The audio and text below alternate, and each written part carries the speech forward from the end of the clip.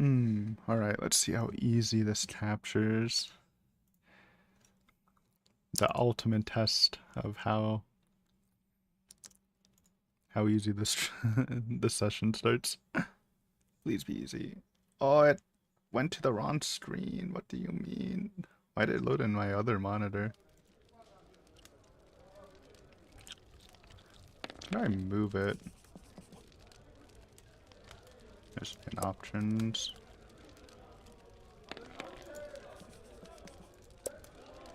There we go.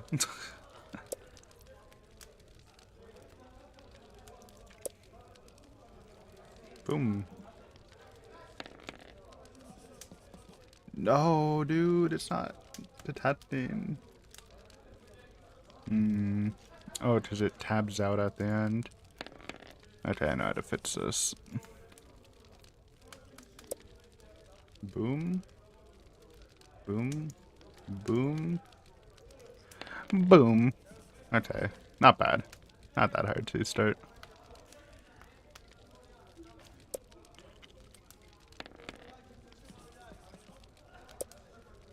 Name Aiden. Nah, we're Bid Ponty. Portraits. The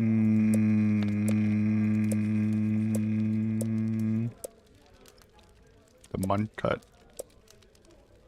The Rhino.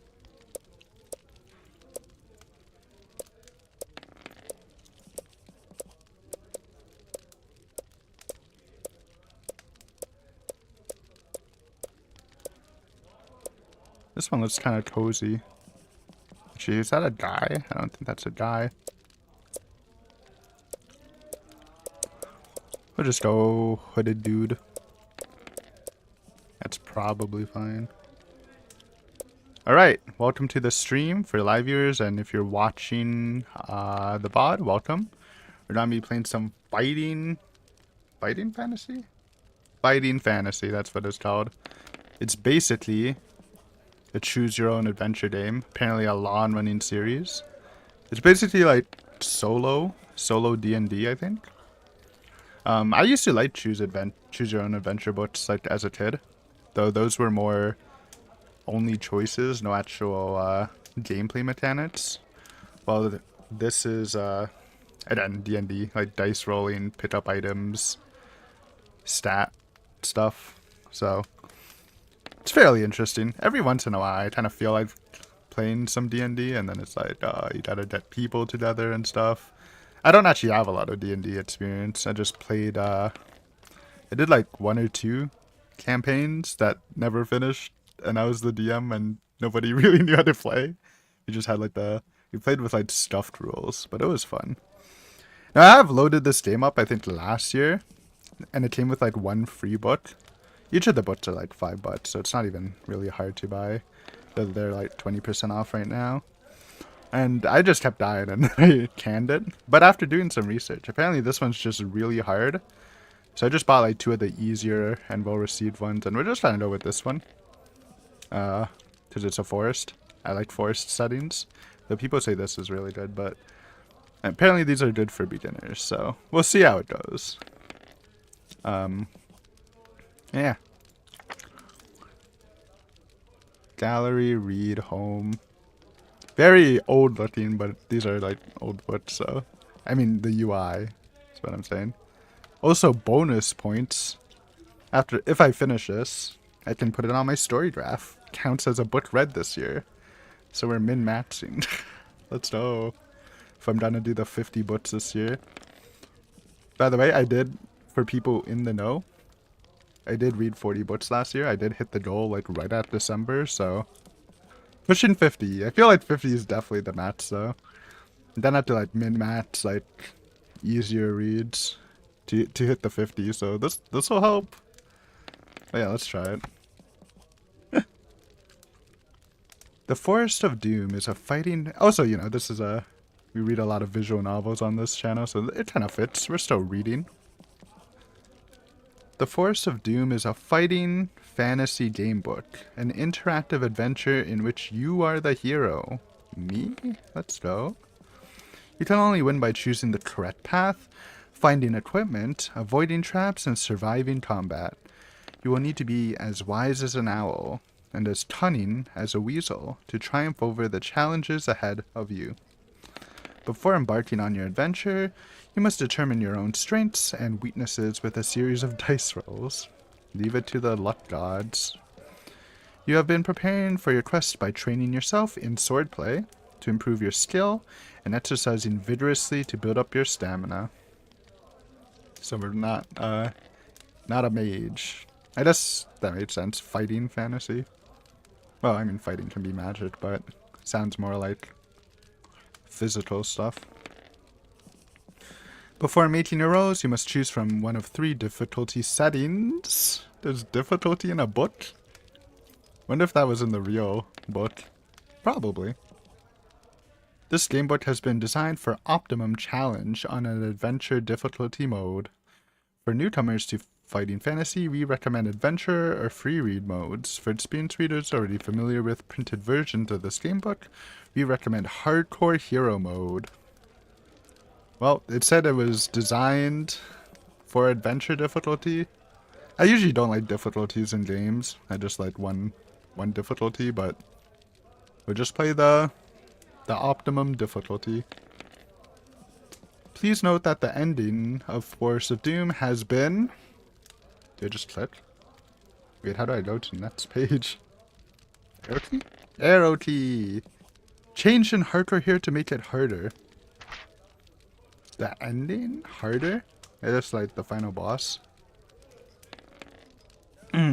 Adventure. Play the Force of Doom exactly how Ian Livingstone, wonder if that's his real name, designed it. Very little has been changed from the printed version. Your starting skill is calculated by rolling a 1d6 plus 6.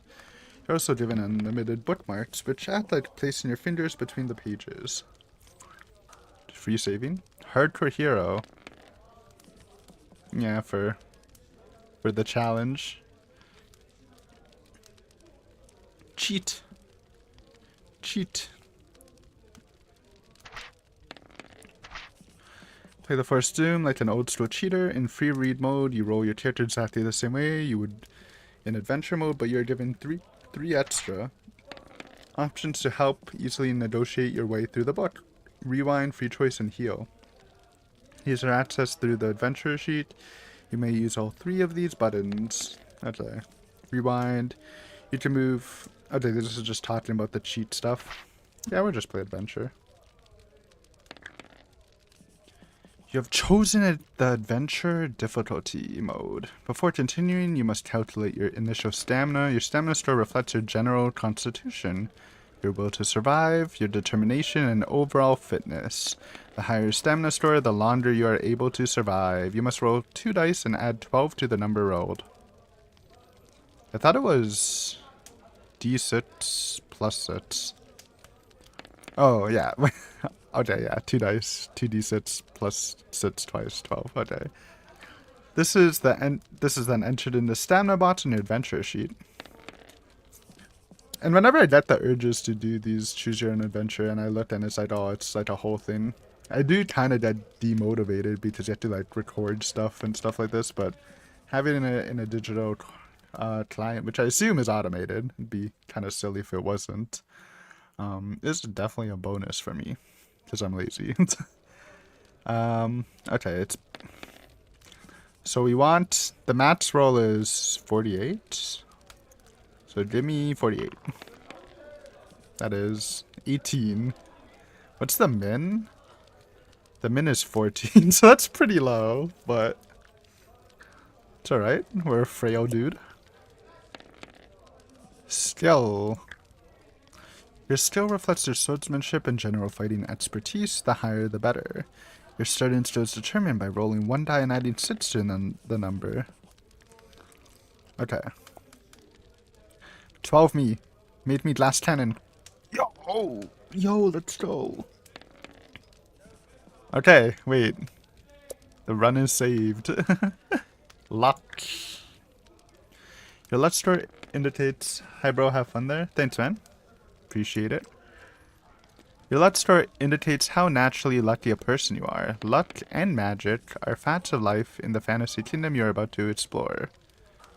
Luck and magic. So, no, this is just luck. Your starting luck is determined by rolling one die and adding 6 again. Okay.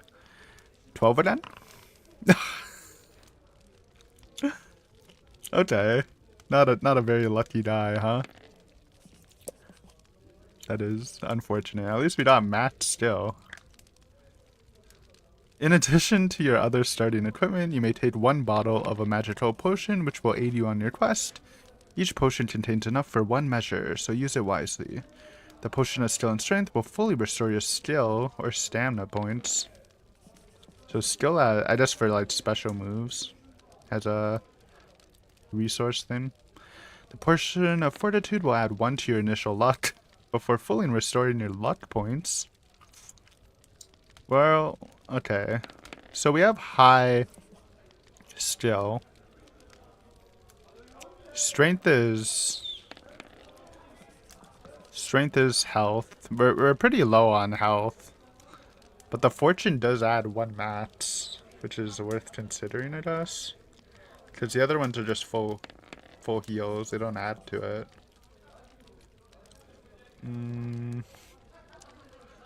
It's definitely between strength and fortune. I'm thinking strength just because you have a pretty low stamina. Yeah, let's show strength, even though this does sound like value.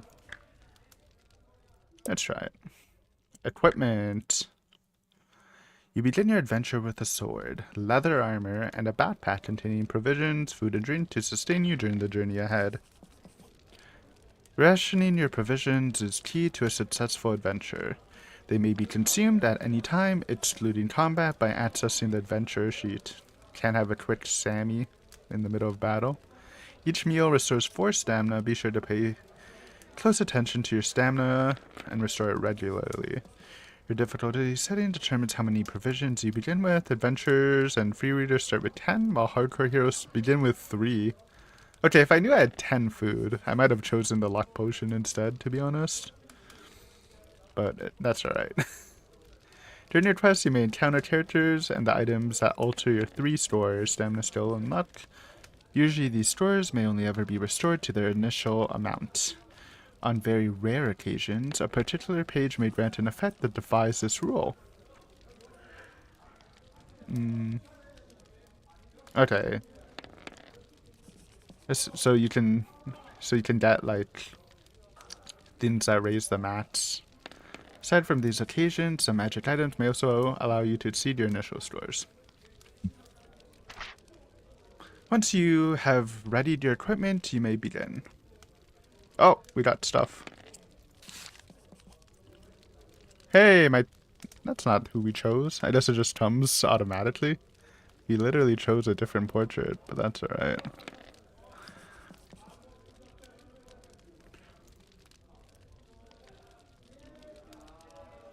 Those are just save points. Oh, can open up fully. Doesn't show the stats for the weapons, but it's probably fine. Alright. May the luck of the gods go with you on the adventure ahead.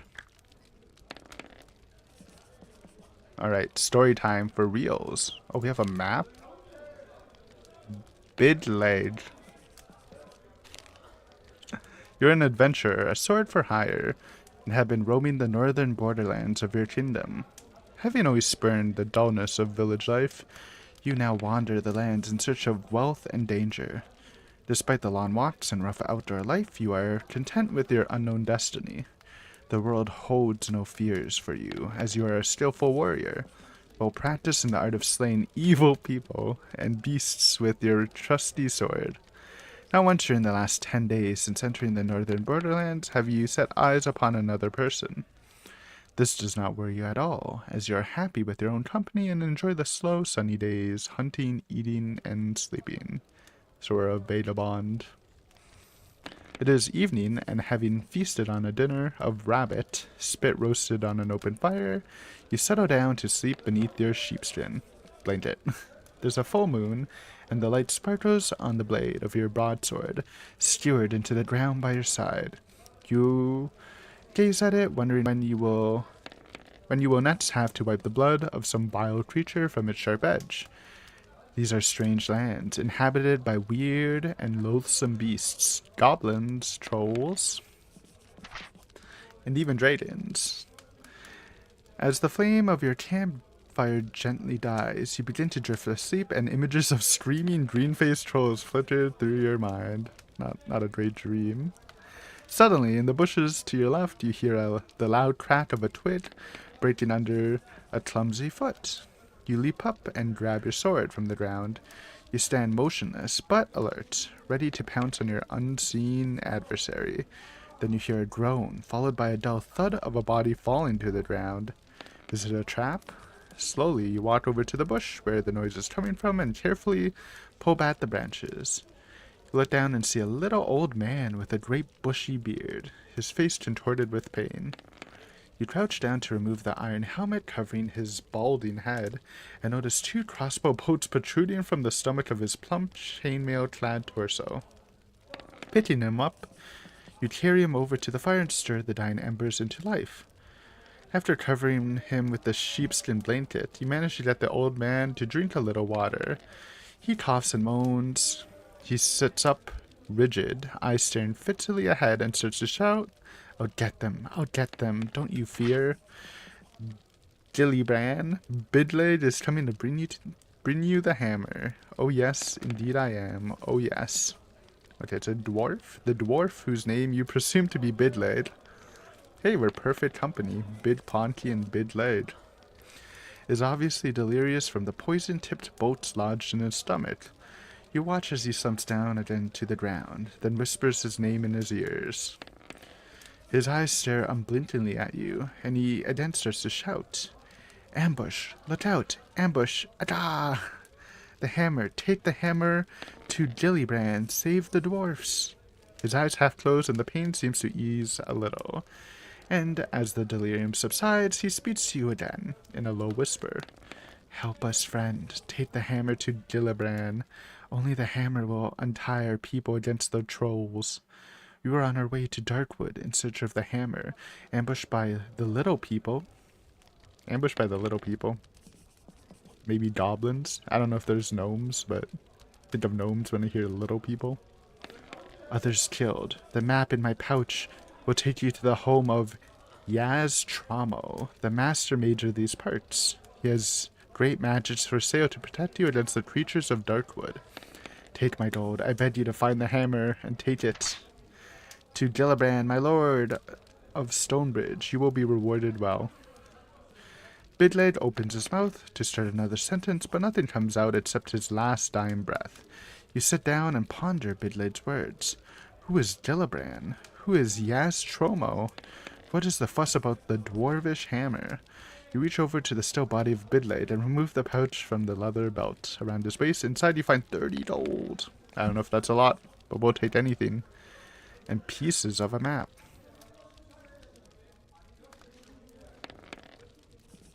Okay, that's the titular title, the Darkwood Forest. Wait, is this not Darkwood Forest?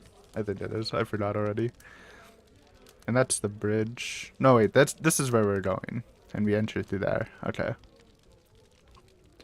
Oh, and this is where we find the cellar. Okay, got it. Jingling the coins in your hand, you think of the possible rewards which may await you for returning a hammer to a village of dwarfs. You decide to try and find the hammer in Darkwood Forest. It's been a few weeks since your last good battle, and what is more, you are likely to be well paid for this one. With your mind made up, you settle down to sleep, having taken back the sheepskin blanket from poor Bidlade. He's just there. We're not gonna like move the body. Oh, in the morning you bury the old dwarf and gather up your possessions. You examine the map, look up to the sun and find your bearings. Whistling merrily, you head off south at a good pace, eager to meet this man, Yaz Tromo, and see what he has to offer. Wait, oh, you can zoom in on it? Yeah, not much else I mean, I guess you can technically walk around Dark Forest, but there's no point since you need the hammer inside.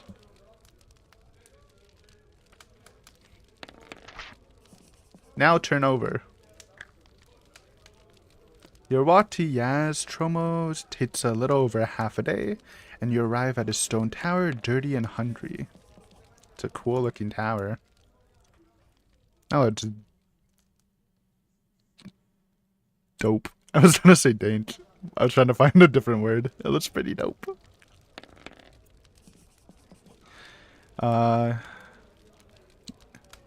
As the tower is set back on the edges of Darkwood, some 50 meters from the path you have been following, it is difficult to find. Finally, you walk up to the huge oak door, somewhat relieved to find that it does exist and that Bidlade had not been speaking wildly in his delirium. A large brass bell and gong hang from the stone archway. As you ring the bell, a shiver runs down your spine and you realize that the loud bong invades a deep silence, which you had not noticed before. There are no sounds of birds or animals to be heard. You wait anxiously at the door and hear slow footsteps descending the stairs from the tower above. A small wooden slot in the door slides open and two eyes appear and examine you. "Well, who are you?" demands a grumpy voice through the hall.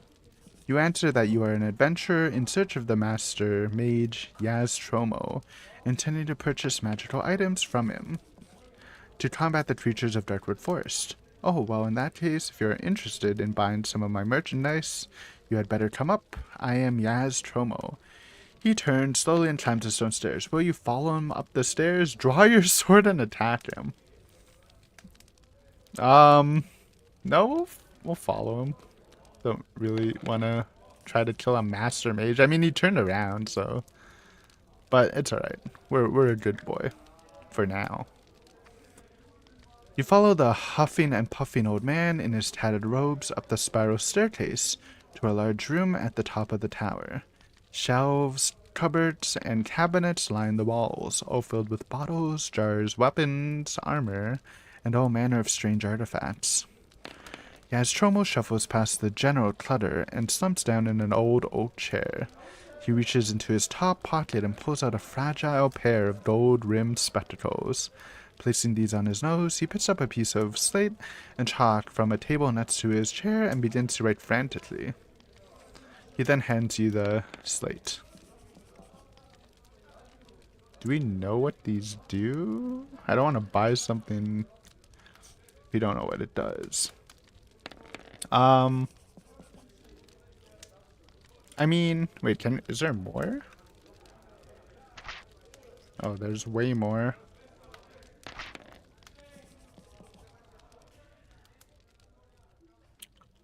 Well, we can never go wrong with anti-poison, I think. Or plant control in a forest. But what else? Leaping, rope of climbing, net of entanglement, armband of strength.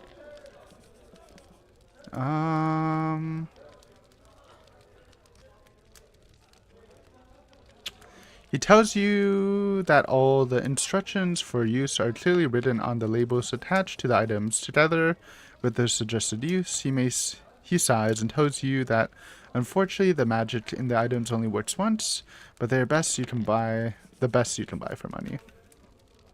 Will they give us instructions? No. Well, let's just click one that we'll definitely use. And I think, again, can't go wrong with plant control or poison. Poison in a... Oh, it tells you. A potion which protects the drinker from various poisons. Injury will increase stamina by 4. And our max is 18, but we have food which does 4 out of battle and a full heal. So I don't think we need that right now. Oh. Okay. The quest stuff. Plant control. Allows the imbiber to control plants with their minds. calms the drinker during stressful situations.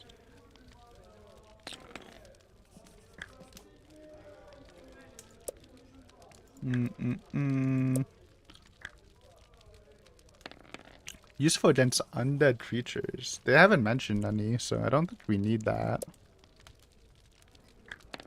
The wearer of this ring can see into the darkest depths. And that's not a consumable, so... Whoop. Yoink.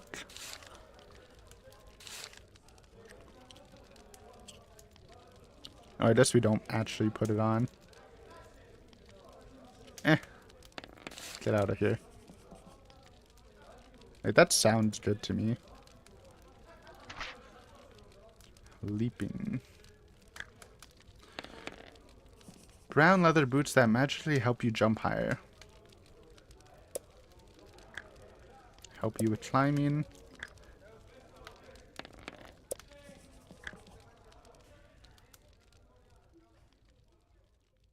I mean...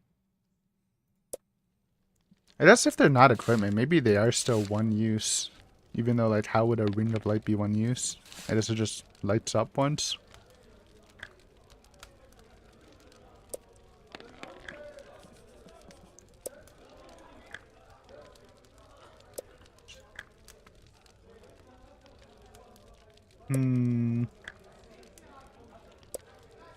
Nose filters.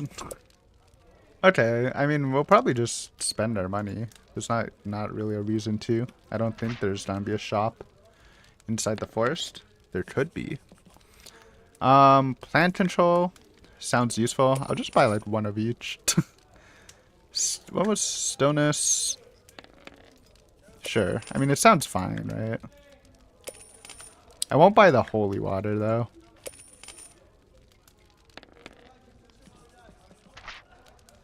Leaping sounds good. Climbing sounds good. How much do we have left? Oh, 13. We should have enough for everything. Wait, no we don't. We don't need garlic. I think we can skip that. Water finding doesn't sound that important either. We got the climbing. That was the last thing, right? Yeah. This could be good. Armband of strength. Honestly, I feel like the nose filters are gonna do something good. I think having a little fire bomb too. And I think we have enough for one more. 4 gold. Or two golds. Because I kind of wanted the headband. Or the armband. But I guess we'll just take 2 gold options. It's not like we have a bow, but you never know. Boom. Alright. Let's see how this goes now. We're loaded. Tromo then asks you the reason for the purchase of the items, and you tell him your story and your decision to continue the quest of the luckless Bidlade. Ah, yes, Tromo says slowly, rubbing his chin. I heard the good dwarves of Stonebridge had lost their fabled warhammer. Without it, their king is unable to arouse his people, despite the fact that the hill trolls threaten his village. Rumor has it that an envious king of another village of dwarfs sent an eagle to Stonebridge to steal the hammer, which it managed to do. But as it flew over Darkwood, it was attacked by deathhawks, and the hammer dropped it into the forest and was lost. Apparently 2 forest goblins found the hammer but could not decide who was to keep it. They wrestled for hours but gave up, then discovered that the handle unscrewed from the head, and the argument was settled. One kept the head, the other kept the handle. Then they parted, each happy with his new treasure. Who knows if they still have them, so I'm afraid your problems are doubled. I can tell you that the head is made of bronze, and the handle is made of polished ebony. Both head and handle have the letter G inscribed on them. Your task is not easy. Good luck! You think Tromo and leave the room by the spiral staircase. Alright, we're loaded, we're ready for action. Outside, in the bright light, you notice the dead quietness again. A narrow path leads northwards from the tall grass surrounding Yastromo's tower into the dense underground of Darkwood Forest. In a few strides, you are surrounded by the dark and tangled forest. Stones and knotted roots seem to hide in the shadows, and you can almost believe that they are trying to trip you up. The light fades quickly, and the air becomes moist and unpleasant. Deeper and deeper you go into the gloom. Eventually, the path forks on either side of a huge tree. Alright, west or east? I live on the east side of Canada, so we'll start with the east. Why not? The narrow path continues to cut its way through the tangled forest. Strange animal cries and noises echo through the trees. At last, the path widens to approximately a meter across. Soon you arrive at a moss-covered wooden signpost, on top which sits a large crow. The arms of the signpost read north and east. Just as you are deciding which way to continue, you hear the words, "Good afternoon." You look up in the direction of the voice and see the crow looking down at you inquisitively. "Good afternoon?" You reply slowly, feeling a little foolish. The crow speaks again, asking which way you are headed. You reply that you are looking for 2 goblins. Small, sinewy creatures with brown, scaly skin. Not green in this verse. 1 gold piece to buy my advice. I don't have money, dude. Well, let's just continue east, I guess. We'll find something. The path should have saved a coin. How would I to know? The path continues to cut its way through the dense undergrowth, and you feel a little claustrophobic, with trees overhanging you on either side. After a while, the path turns sharply to the left, at a tree bearing a strange fruit. If you wish to stop and eat some fruit. No, I don't want to eat strange fruit we have no idea about. Plus, we're not hurt. Maybe if we were hurt, we would, but... Nope. To the right of the path, you hear voices arguing in a strange language coming through the trees. If you wish to step off the path to investigate, turn to 29. If you would rather ignore the voices and press on. This is something we'll definitely look at, I think. Gobos. Probably. Sure, looks like goblins. In a small clearing amidst the trees, you see 2 small creatures with watery skin dressed in leather armor.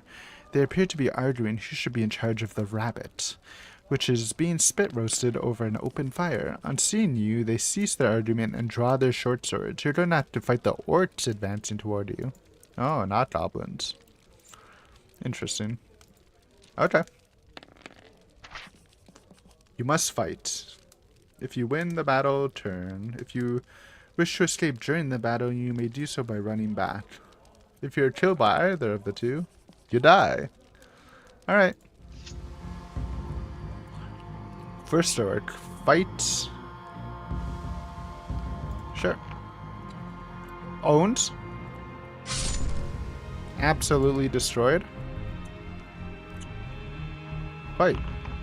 No! Wait, we still win! Their ass! Wait. Oh, that's modified. Wait, okay, let's count this. 10. So we got plus 12 on our rolls. Okay, that's easy. A little harder, but... Ooh, I didn't do the math.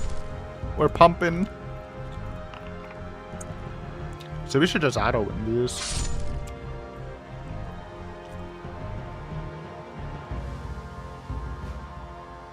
And I guess you can't use these in battle. They're only for, out of combat stuff. Okay. Anyways. Pushovers. Easy. You search through the bags of cloth of the clothes of the orcs and find 2 gold pieces and a small wooden whistle. You also decide to eat the spit roasted rabbit and gain 2 points to your stamina. Suitably refresh you, return to the path and head north. But we're still at 18, right? Yeah, because we can't overmatch. Easy. High skill roll. And then glass cannon build. Let's go. Further along the narrow path, you hear a deep growl to your left in the trees. If you want to see what creature is growling. I mean, we're pretty strong. We might as well take these early fights if we need to. Oh, well, I guess we are. As you wind your way through the trees in the direction of the growling, you suddenly come to face with a huge brown bear. A small dart protrudes from its chest and it looks mad with pain and rage. Might be injured? Alright, definitely a little stronger. Ah! Still gapping him by always having +6 on the roll.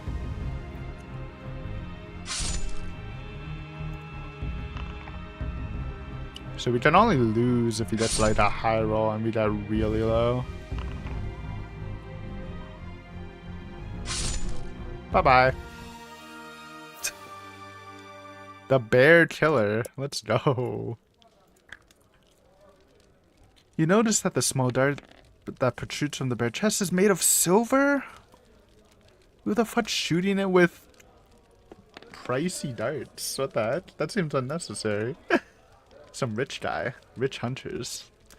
Its value is 5 gold pieces, and you put it in your backpack, gaining 1 luck point for your discovery. Oh my god. Huge. Daylight appears through the tree. Actually, can we look at the map? Oh, it just shows the event. Okay.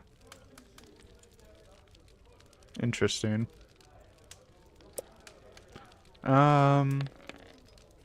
Daylight appears through the trees in great white shafts on either side of the path.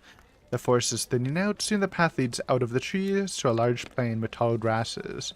Beyond you see a rising ground leading low hills. A new branch off the path leads west.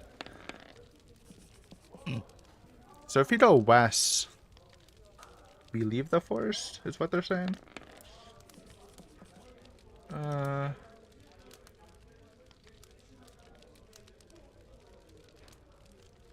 If we go west, we can double back and talk to the crow. Sure. Or I don't know, maybe maybe that. Whatever. There's no real way to tell. You soon arrive at another junction in the path. You see the path leading south, head straight back into the forest and decide against it. Oh no, we're out. Continue west. The path ends at another junction. The way south leads back to the forest, so you decide to head north. Did it, like... No, I think it's fine. Walking quickly along the path through the waist-high grass, you arrive at another junction in the path. If you want to continue walking north, turn. Aren't we... I don't know where we're fucking lost, dude. From not too far ahead comes the sharp noise of barking dogs drawing near. Suddenly, a brown fox with eyes wide open in fear dashes past you running east. The frantic yelping of the dogs get louder. If you wish to face the oncoming pack of dogs, or if you would rather hide. I'll say the fox, we're pretty strong. Oh, it's a dude. It's a hunt. Wait, of course. It's a hunting dogs, man. Because they're chasing a fox. Should have thought of that. You draw the sword and stand to face the pack of dogs. Then they come into view in a cloud of dust. Galloping behind them is a masked rider, wearing a long flowing cloak and riding a white stallion. He blows a horn and the pack of dogs come to a sudden halt in front of you. There are 4 of them, and you see they are hunting dogs. The stallion stands motionless behind them with steam blowing from its nostrils in 2 long jets. The masked man looks at you without speaking. Okay, dude, I thought they were wild. I don't know if I want to fight you now.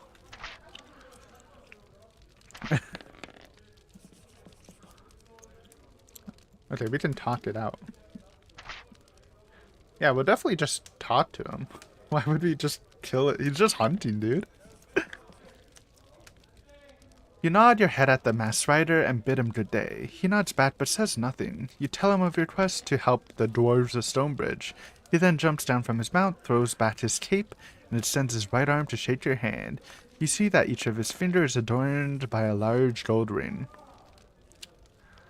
No, we're nice. We're no cowards. We'll just talk to him.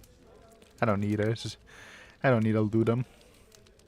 The man smiles and takes off his mask, explaining that he wore it to protect himself against the dust and not to hide the face of a robber.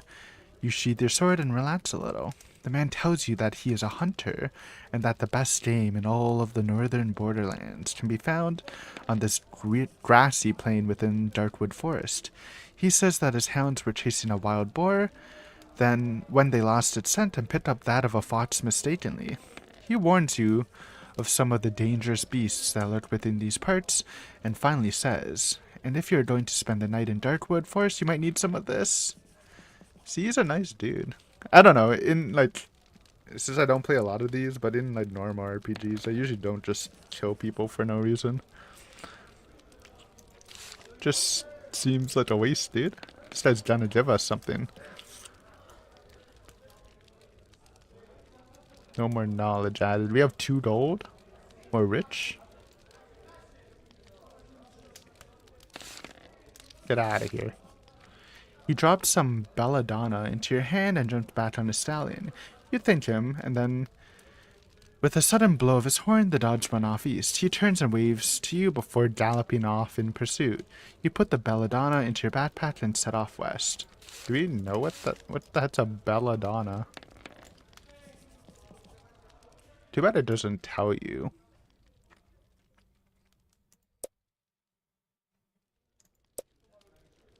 Oh. Ah! Oh, did it? Blood bone. Okay, go back, go back. I thought it was an encyclopedia or something. That's alright. Get me out of here. You arrive at a crossroads. The way south leads back to the forest, so you decide to ignore it. You may keep going west, or you may head north. I'm so confused, because we started off east, but we're somehow west. Let's go west? What that? Ahead you see that the path ends at the door of a large hut made of dried mud. It has a domed roof and a single window. Look at this dude, man.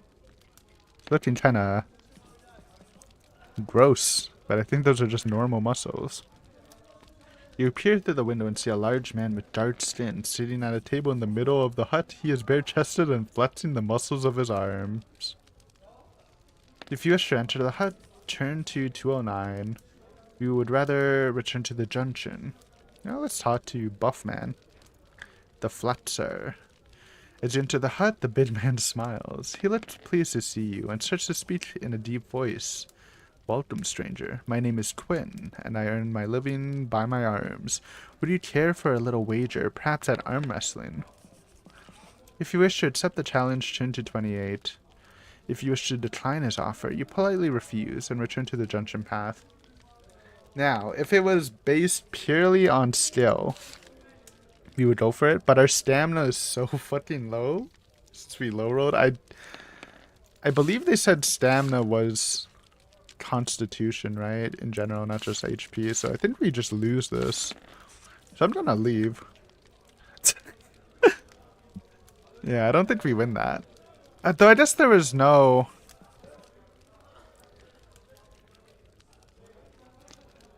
But we would lose money if we lose, so I guess we just don't do it. He says, yeah, he says he earns his living, so we have to put up gold. You arrive, yeah, so we go east? Wait, does this just lead back to the guy? Nope. Okay. Guess we're going north. As you walk further northwards, across the plain, the grass gradually becomes shorter, and the ground starts to rise gently. Ahead you hear the roar of crashing water. Soon you reach the bank of a wide river, split on 2 levels. To your right, the water is calm and slow-moving, but in front of you, it tumbles noisily down a waterfall to a gorge below. where the river narrows and runs quickly west over the rocks and boulders. Steps lead down by the side of the waterfall to the bottom of the gorge, although it is difficult to see where they end because of the spray thrown up. Across the river, you see a path heading north into the distance. A small wooden boat is tied to the post to your right where the river is calm. Will you walk down the steps to the base of the waterfall? Row the wooden boat. Well, the waterfall is rough, right? So we should take the calm option because, again, low stamina or whatever. Or low, yeah, stamina. Smart option. Leisurely boat ride. You untie the boat and start to row across the river to the far bank. You're about halfway when you notice the bottom of the boat is beginning to fill with water. What do you mean? Leads appear everywhere. The boat is rotten and starts to sink. You grab your position and swim across the river. You climb out of the river and are dismayed to see that your remaining portions have dissolved in the water. Provisions? That was 10! I didn't eat a single food. Oh, wait, that's horrible. No. It is getting dark as night closes in, and you decide to camp behind some rocks to the right of the path. You build a large fire and settle down to sleep with your sword by your side. Welp. All the healing we have are just, it's just the potion we got at the beginning. I didn't buy the healing potion, man. I didn't think we need it. You've been asleep for about an hour, and the noise of deep growling wakes you up. You stand up without making a noise and grab your sword. You wait and listen. There's a full moon in the sky, and the light casts eerie shadows all around. You hear soft footsteps and sniffing, followed by a low growl. Another low growl. Then a shape which looks like a man steps out of the shadows to your right. As he gets closer, you see that his chest, arms, and face are covered with thick brown hair and the long teeth protruding from his mouth. Guessing that's a lichen. Not looking too wolf-like right now, though. He is a werewolf. You must fight. Alright, how strong? Okay, this guy is definitely stronger than the bear. We're gonna need to roll decently now, I think. With 8 still. So we got +4. I mean, it's still good, but... Oh, we're taking damage. 2 deeps. Could be worse. Yeah, bro, Matt's rolled. Okay, even rolls are fine, because we win those. Ooh. I thought I was the high roll. Close. But you're dead, bucko. We are a killing machine right now. You defeat him! If the werewolf wounded you during combat... No! Wait, you can get affected! If I didn't receive wounds, you gain 1 luck point? You missed out on luck. That one roll, man. You settle down to sleep again, but start to shake and tremble. Sweat pours from your body, although you feel very cold. Do you possess any belladonna? You know what? We do. How much do we own? Just 1? Just 1. But thank you, Hunter. You reach for your backpack and take out the belladonna. It is poisonous, but its effects will stop you from turning into a werewolf. You lose 2 stamina points for the effects of the poison. Okay. Did not want to turn into a werewolf, so I'll say that's worth it. We could fully heal if we had our provisions, but... Alas. The effects of the belladonna and the bite of the werewolf wear off, and you finally manage to get back to sleep. In the morning, you collect your belongings and head north along the path into the hills. Where are we? We are not close to, because I kind of wanted to double back. But we are far gone. But we are... Okay, it's fine. The ground is quite steep, and the path winds its way into the hills. By the time you reach the top, the sun is quite hot. All around, in the distance, you see the dark green circle of Darkwood Forest. Mist still hangs in the tall grasses behind you, but ahead you see a valley floor bathed in sunlight. As you start down the far side of the hill, you see a junction in the path. May continue north or east. Well, if we head north, maybe we can make it to the dwarves eventually. Not that we have the hammer, but they might have stuff for us, so... Let's go north. The path runs through a narrow gorge between two hills. You feel vulnerable and draw your sword, expecting to be ambushed at any moment. Unfortunately, because you're concentrated on watching the sides of the gorge, you do not see a small patch of leaves and branches on the path ahead. It's a trap. Your foot goes right through the thin covering of a trap, and you plunge 4 meters to the bottom of a rocky pit. To add to your misfortune, a wooden stake with a sharp tip points out at the center of the pit. Her luck kind of sucks, but... Oh, high roll. What? Wait, sadly your luck has run out. You needed a luck roll of 7 or below. Wait, we needed a low luck star? What? Okay. The point of the stake pierces your leg as you land. You lose 2 stamina points for the fall and further 2 stamina points for injury to your leg. I'm alive, but we're 8 health down. Do you possess boots of leaping? Dude, that's why I bought it. The pit is circular. With smooth sides, you are weak from your fall. You reach into your backpack and pull out the brown leather boots. They are very light on your feet. You crouch down and, in one mighty leap, you are out of the pit. You dust yourself down and continue to walk north of the gorge. Okay, big question. Are they gone? Wish this was alphabetical. Wait, it literally is. Oh, they're gone, dude. Okay. They do lose their magic after hopping once. Continuing down the gorge, you see the handle of a sword sticking out from a large rock. Dude, it's Excalibur. Of course I'm pulling it out. You take hold of the sword and place your foot against the rock, firming your stance before you begin to pull.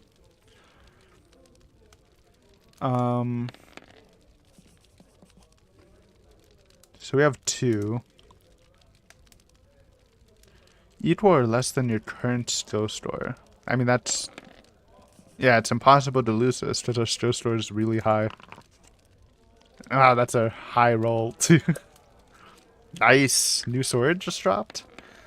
The sword is magnificent and was obviously made by a master craftsman. It feels powerful in your hand. You gain 2 points on top of your current skill store when using your enchanted sword, cutting your new weapon through the air as you set north down the gorge. We got a magic sword, baby. +2! Dude, we have 14 skill. We max rolled skill and we're still getting more skill. Yeah, we are not afraid to fight. Between the hills, you see a flat green valley floor stretching out ahead and beyond a sinister wall of trees. Darkwood forest. On the other side of the trees lies Stonebridge, your journey's end. Wait.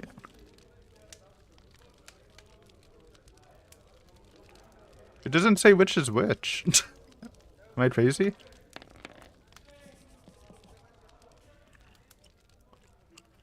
I'm guessing east is Stonebridge.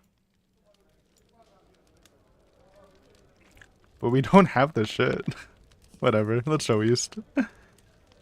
You walk along a green valley floor, brings you to a junction in the path. Does it show like... Okay, if you click it, it doesn't show. North?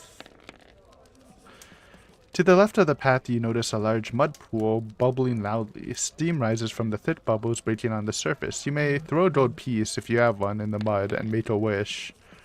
Rub some hot mud on your wounds. I mean, if it heals, why not?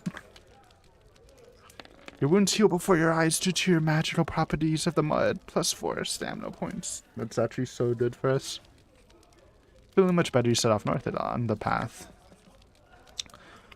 High in the sky, you see a large flying creature.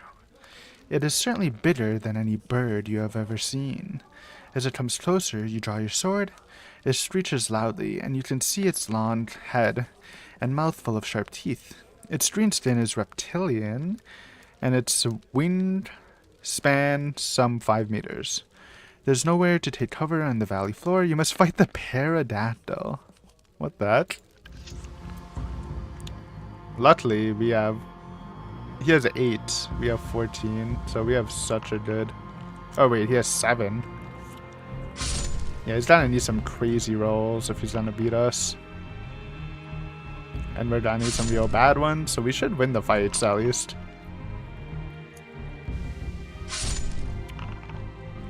Boom. Take that, pterodactyl. Kill all the dinosaurs. The loathsome pterodactyl lies in a crumpled heap where it crashed to the floor after the fatal blow from your sword. Walking over to it, you notice a yellow arrow painted on the grass beside the path pointing to the west. No loot? I guess what would a pterodactyl have? What, we can't skin it and bring its meat for provisions? We wish to follow the arrow. I mean, okay. Someone painted it. You follow 5 more arrows to the trunk of an old dead tree still rooted in the ground. You see that the trunk is hollow and that the hole continues through the trunk into the ground to make a tunnel. It is dark brown. It is dark brown. It is dark down the hole, and you cannot see how far it is to the bottom. I do on the ring of light. Worth.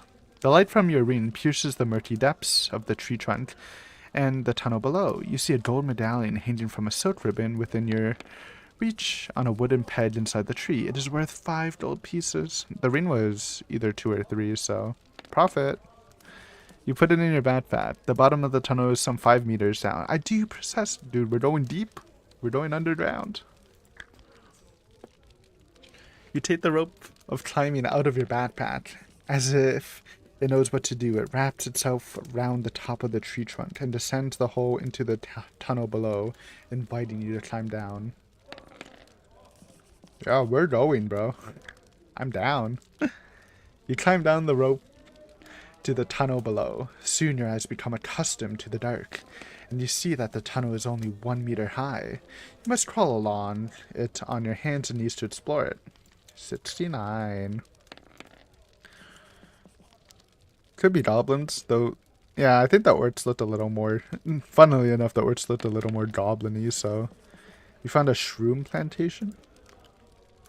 The tunnel goes deeper underground, heading west some 60 meters before opening out into a vast cavern with green, slimy walls. A shaft of daylight shines down from the roof of the cavern, illuminating the floor. Small, pale-skinned humanoids are scattered about, and they appear to be tending crops of different colored fungi. A stream trickles through the cavern. Stone steps arise past alcoves on the far wall to a hole in the roof through which daylight streams. You draw your sword and approach one of the small humanoids. As you get nearer, you see that they are hairless and their eyes are blank. They seem totally uninterested in your presence, walking slowly between their rows of fungi and bending down occasionally to remove unwelcome insects and weeds from the crops. You may attack one of them, chop down one of the fungi, demand to eat a green-topped fungi.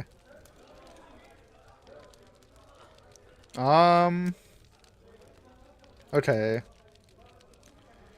These options are weird. I don't know. I don't know which one to choose. I think red is... Green sounds like poison. We do have anti-poison. So I'm just gonna do red. Maybe it's like Super Mario and we get huge. I don't really want to kill them. Oh. Oh, nice. You can use the mouse and just hold it. Alright, let's try the red one. You shout at the 3 humanoids who are tending a patch of red top fungi. Again, they ignore you, continuing with their work. You take hold of the fungus top, breaking a piece off, and start to eat. It tastes good, but a terrible pain grips your stomach. Of course, we chose the poisonous one, dude. Luckily, I did buy a potion of anti-poison. You take the small bottle labeled Potion of Anti-Poison from your backpack and gulp down its contents. Dude, we are burning through our our inventory.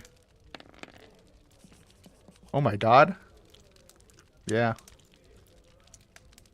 But we're still doing fine, I guess. The pain in your stomach gradually fades away and you relax. There does not appear to be much sense in staying here any longer, and you walk over to the steps of the far wall. Yoink a mushroom, get poisoned, and leave. Classic. The steps are made of stone, chiseled into the wall of the cavern. They are wet from the slime, which drips down the walls.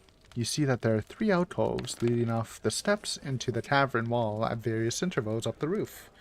They are each 3 meters high. You climb the steps and peer into the gloom of the first alcove, where you see a barrel and a wooden chest. I mean, chest usually over barrel, so... Boop. You raise your sword above your head and smash down on the wooden chest. It splinters into tiny pieces, and amongst the broken bits of wood, you find 8 gold pieces and another luck point. We're at 10 now? 7? Oh no, because luck doesn't... Oh, I thought we were getting permanent luck, but it's just refilling it. We just never use our luck. Well. I do want the barrel. Plus 8 gold pieces is good. Inside the barrel, you find a heavy iron shield. I'll take it. You now possess an Emperor's shield made long ago by a master armorer. You gain 1 luck point. The shield will give you a greater defense in all future battles. Should a creature wound you, the shield has a 50% chance to block 1 point of damage. Huge. Fat loot. Alright. Climbing the steps, you soon reach the second alcove. You see vague shapes in the dark and hear the sound of shuffling feet.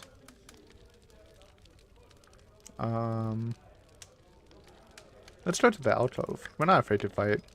Oh, these guys look scarier. Inside the alcove, you see 4 more of the small humanoids, but these wear leather armor and carry long spears. They move to attack you. You're forced to fight the clone warriors. It's like that cloning thing? Okay. They come at you one at a time. Hey, thank you. They are goobers. Good luck beating me, buddy. Then I need a miracle. Hopefully we don't jinx it. That's a miracle. Oh, we tied. Oh my god, low roll and he almost max rolled. So the only way they beat me is he has to max roll and we have to min roll. So basically, GG. The odds are against you, my friend.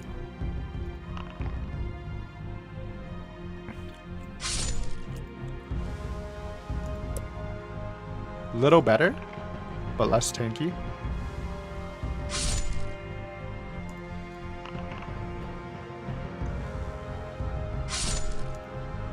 Nice. Tanky, but less skillful. No, it's impossible. Then he's rolling high, but not good enough. We have literally Excalibur and a Giga Shield.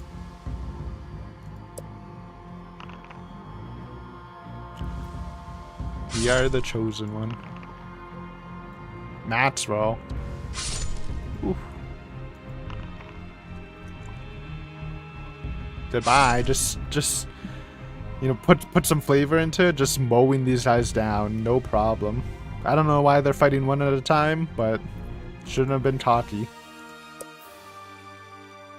We won. As each clone warrior dies, it dissolves into a pool of colored liquid on the rocky floor. Not wishing to stay in the dank and musty alcove any longer, you leave and climb further up the steps. Okay, so pointless fight. What the fuck is that? Dude, where are we? We're looking for goblins and we entered like some demon slave labor camp. Just as you reach the last steps before the next alcove, a jet flame shoots out to bar your way. The huge dark shape steps out from the alcove with flames shooting from its nostrils. Black smoke curls up in the air. The beast is shaped like a man, but has wings and carries a flaming sword in one hand and a whip in the other. A golden crown sits on its head. It faces you motionless on the steps above you. Suddenly, it cracks its whip and raises its fury sword. Fury sword. The only way out of this cavern lies before you at the top of the steps. To get there, you have to fight the fire demon, master of the clones. In addition to its normal attack with its fiery sword, you must throw 1 die every attack round for its whip. Roll a 1 or 2, the whip will lash you for 1 point. Must be subtracted from your stamina. A roll of 3 to 6 means it misses you. It's possible to use luck against the whip. Okay. It's a bid boy, dude.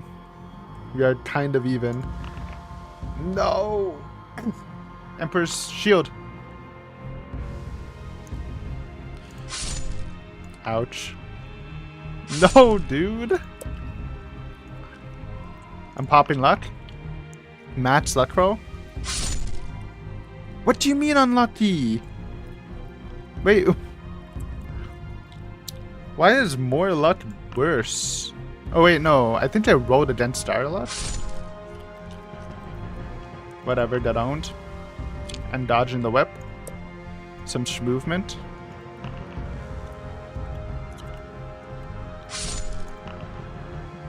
Oh yeah.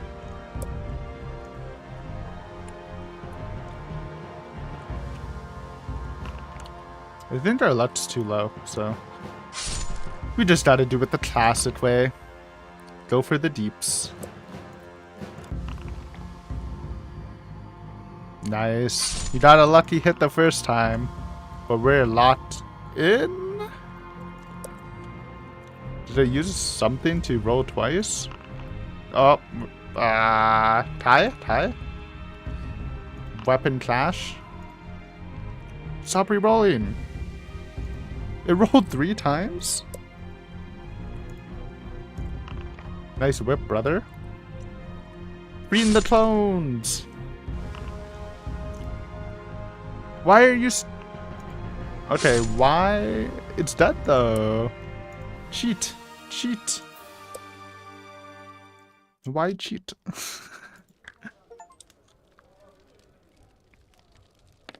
Defeat the fire demon in battle.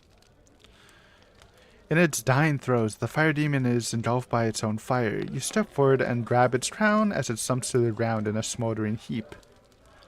Its alcove layer is cold and dank. Inside there are a magnificent throne in front of which cover 2 clone warriors on their hands and knees, bowing to you in worship. You have defeated their master. Dude, I want a crown. Goes well with its caliber. What? Wait, I beat the game. We never did our quest. We just... Okay, let's read it. The crown fits perfectly on your head. The 2 clone warriors look up and stare in awe at you. With the crown on your head, you hear the voices in your mind and you realize that the clone warriors are trying to communicate telepathically with you. They tell you that you are their new master, and they require instructions. They ask you what should be done with the crop of red-topped fungi.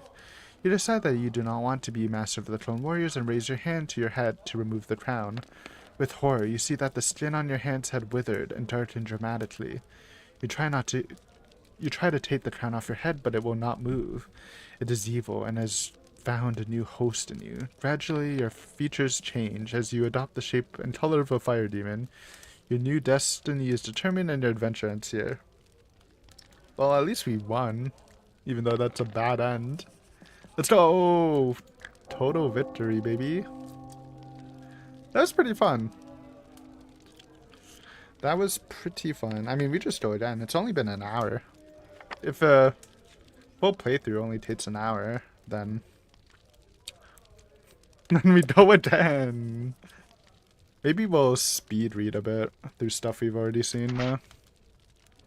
I think we still play an adventure.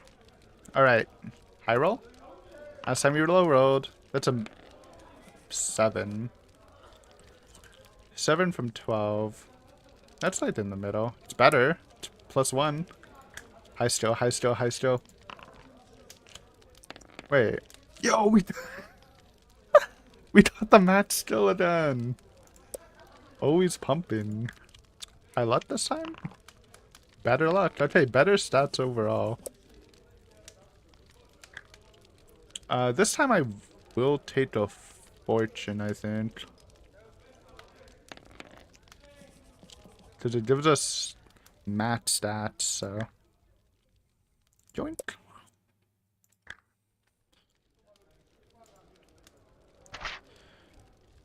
This is the same stuff. Same intro. With a bid leg. We'll do pretty much the same thing, but this time we'll talk to the crow, I think. I will not kill him for no reason. But if we're going... Okay. We want to also have 1 gold left. We didn't use any of those, man. But you never know. Water finding.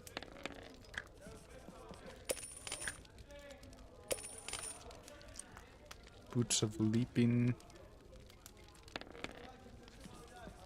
I should have used a bookmark just to see the other endings now that I think about it. Fuck. It's alright.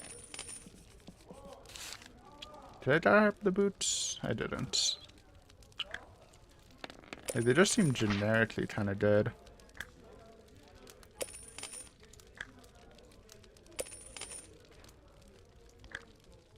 Like, will we need the arena light again? I'm not entirely sure, but it won't hurt.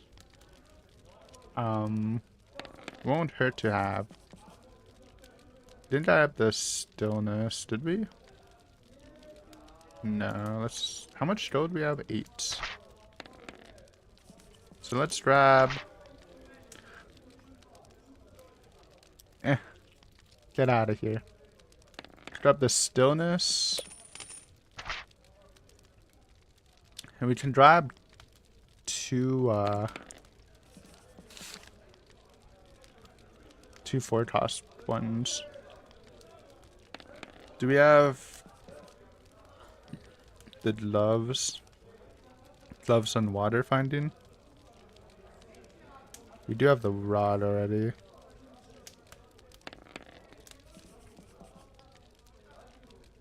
There's no other 2 gold thing we don't have, right? Less potions? Nope, it's 2. I mean, the garlic's 2.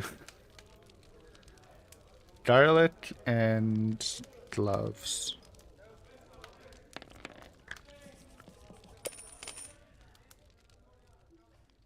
Sure. And we'll save money for the crow.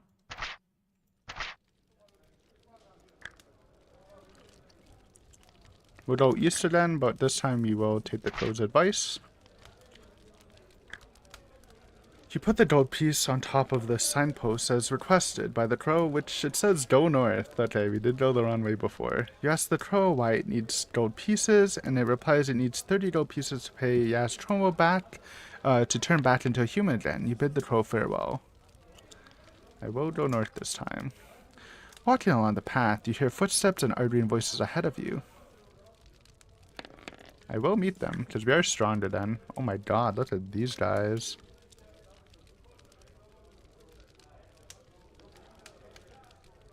You draw your sword and prepare to meet the owners of the arguing voices. 2 tall, spindly creatures appear clad in tattered cloth, over which they wear chainmail jackets. They see you and instantly stop their arguments. They're hobgoblins. Fun kind of goblins. I mean, we match new build, still match road still, baby. So fight should be pretty easy for a while. So I'm guessing all the final bosses are gonna be like the fire demon, but with match still, like, we're pretty good. Obviously, if we get the sword again, but we're going a different route, so the Excalibur sword. That's a high roll, but not high enough. guy's worse. Just tankier.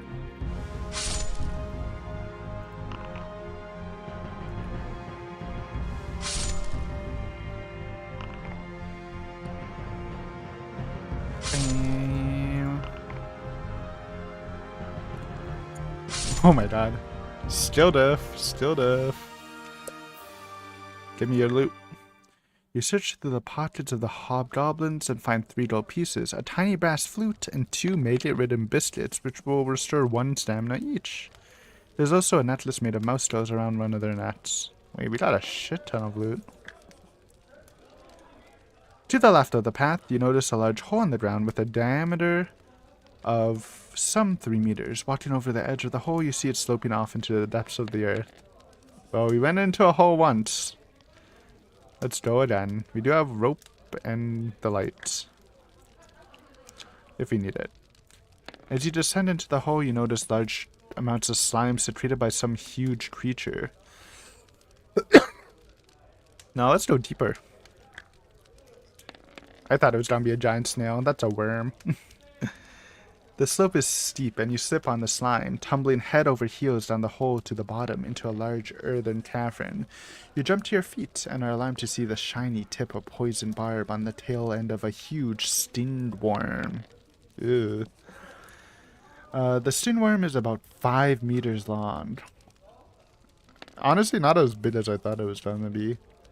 And has huge yellow segments, but all you care about is protecting yourself from the barb. There's no time to scramble out of the hole. Draw your sword. I got it.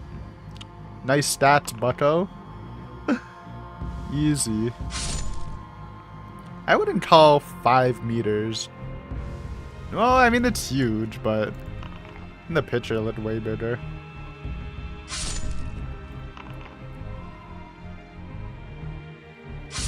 Then we'd have to be very unlucky to even get hit. Close, close. Yoink. Once again, this time we're not even a glass cannon. We're just a fucking cannon. You walk around the lifeless bulk of the worm to examine the contents of its lair. There are several skeletons, perhaps those belonging to other unfortunate adventurers. By the side of one of them, you find a leather backpack. Inside the backpack, you find 4 gold pieces and a small cork bottle containing a colorless liquid. Wait, we can't just take it with us? We have to drink it right now? Fuck it, we ball. I mean, it's not like it's from the worm. It's from one of the adventurers, so it can't be that bad. You look at the bottle in your hand and then quickly gulp down its contents.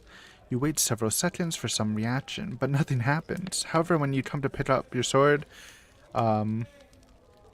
which you had put down in order to examine the backpack, a surge of confidence runs through your body. The liquid is a potion of weapon skill and adds 1 point to your skill. Taking the gold, you scramble out of the earthen cavern, path above, and continue your journey northwards. Okay, it's no Excalibur, but it's still +1 skill on our already massive skill roll, so... yeah, we can literally fight anything, I think. You emerge from the slain stingworm's lair into the sunlight. You have to stop and blink for a few moments before your vision clears, and you continue on your way. At last, the trees begin to thin out, and shafts of sunlight beam down through the gaps on either side of the path. As the path widens, you see a large cave entrance set a few yards back to the right. If you want to examine the cave, I mean, we're just gonna take all the things, man. Because we can fight. I am not scared of anything right now. Slowly, you peer into the cave and see the huge shape of an ogre walking slowly over to a wicker cage with a bowl of water in his great hand. He is dressed in animal furs and carries a stone club in his belt. There appears to be a small creature jumping around inside the cage. Is that a rat, man? Pick up a rock and throw it at the ogre. Rush in and attack the ogre. Leave the cave. I mean, we ball? You draw your sword as you enter the cave. The ogre throws down the wooden bowl and lifts a large stone club. From his belt, he grunts and leaps towards you. Okay, decent stats. Wait, why do I have +2 skill? I thought we just got +1 from the... Where's the other plus coming from? Weapon skill effect.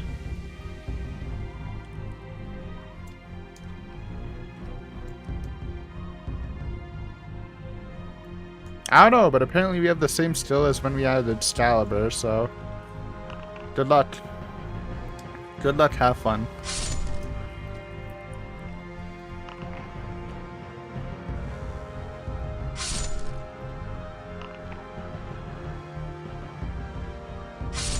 He can definitely still hurt us, but we have to get unlucky.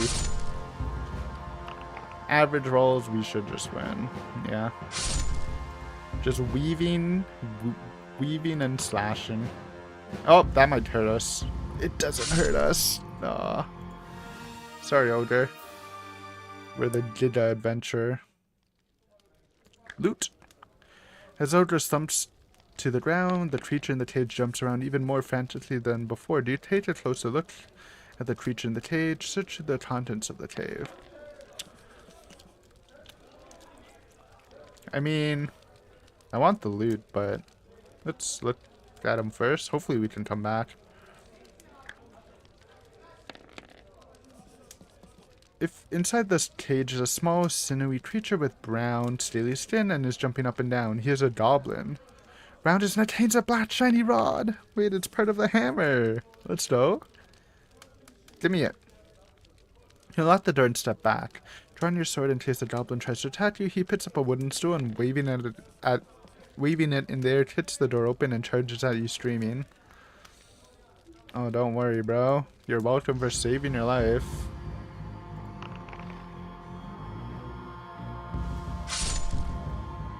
Thank God we didn't oh, he match rolled. It's not even enough.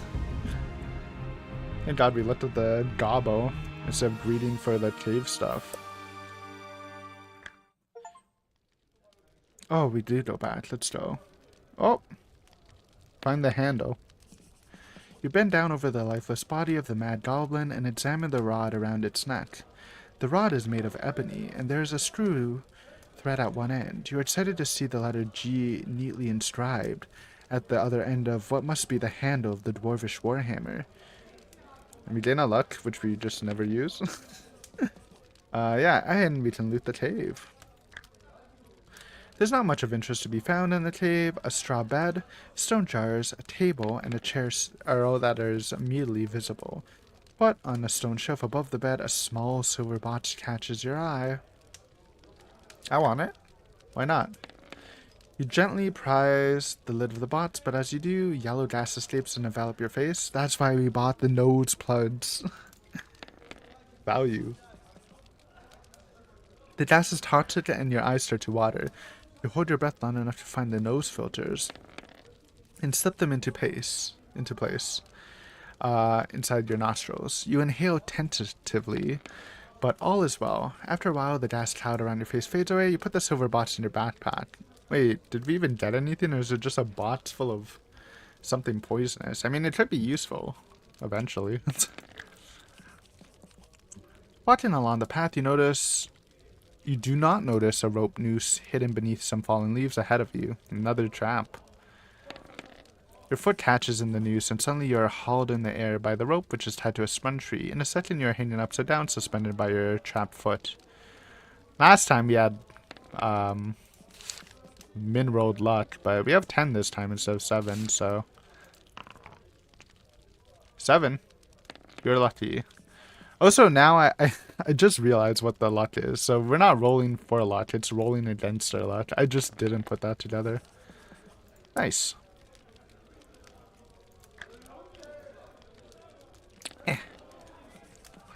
Your sword remains in its scabbard, and you are able to use it to cut yourself down from the man trap.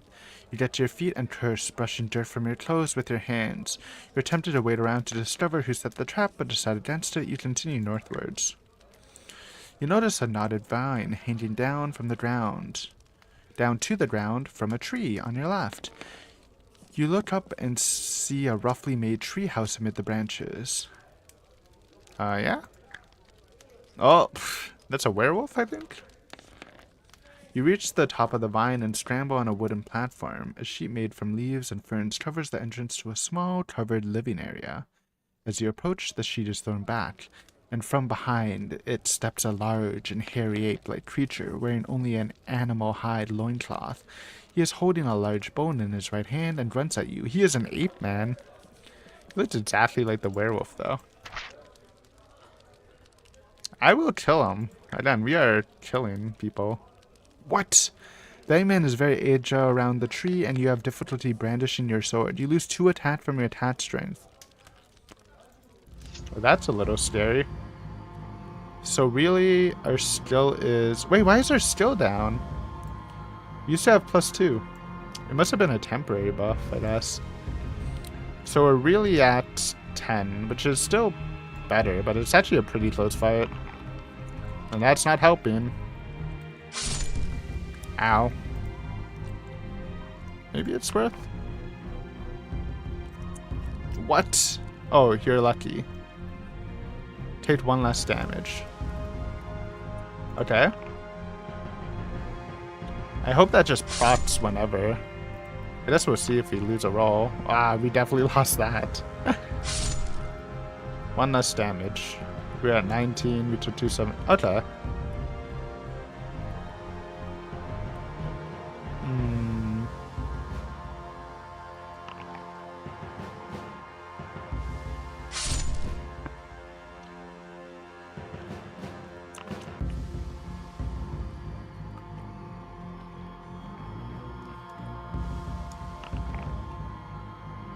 Well, just don't get hit.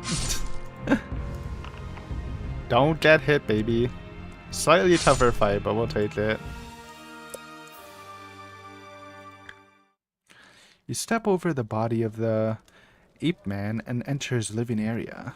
Animal bones are rotting and fruit litter the floor. The ape man's bed is made of moss and lichen and seems to be crawling with buds. You shudder and step back out on the platform. You notice a copper bracelet around the ape man's wrist. Could be a bait, but I want it. You twist the bracelet into place. I mean, you know, we took the crown and we turned into a fire demon. Hopefully, you don't turn into an ape man.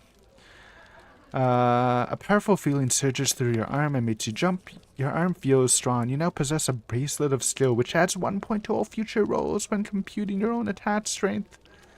So basically, it's +2. Let's go. It's Excalibur stats again. You now climb down the vine and continue. Yo, the loot is crazy. Soon the path leads out of the trees to a large plain with tall grass, but beyond it you see rising ground and further off some low hills. The path splits.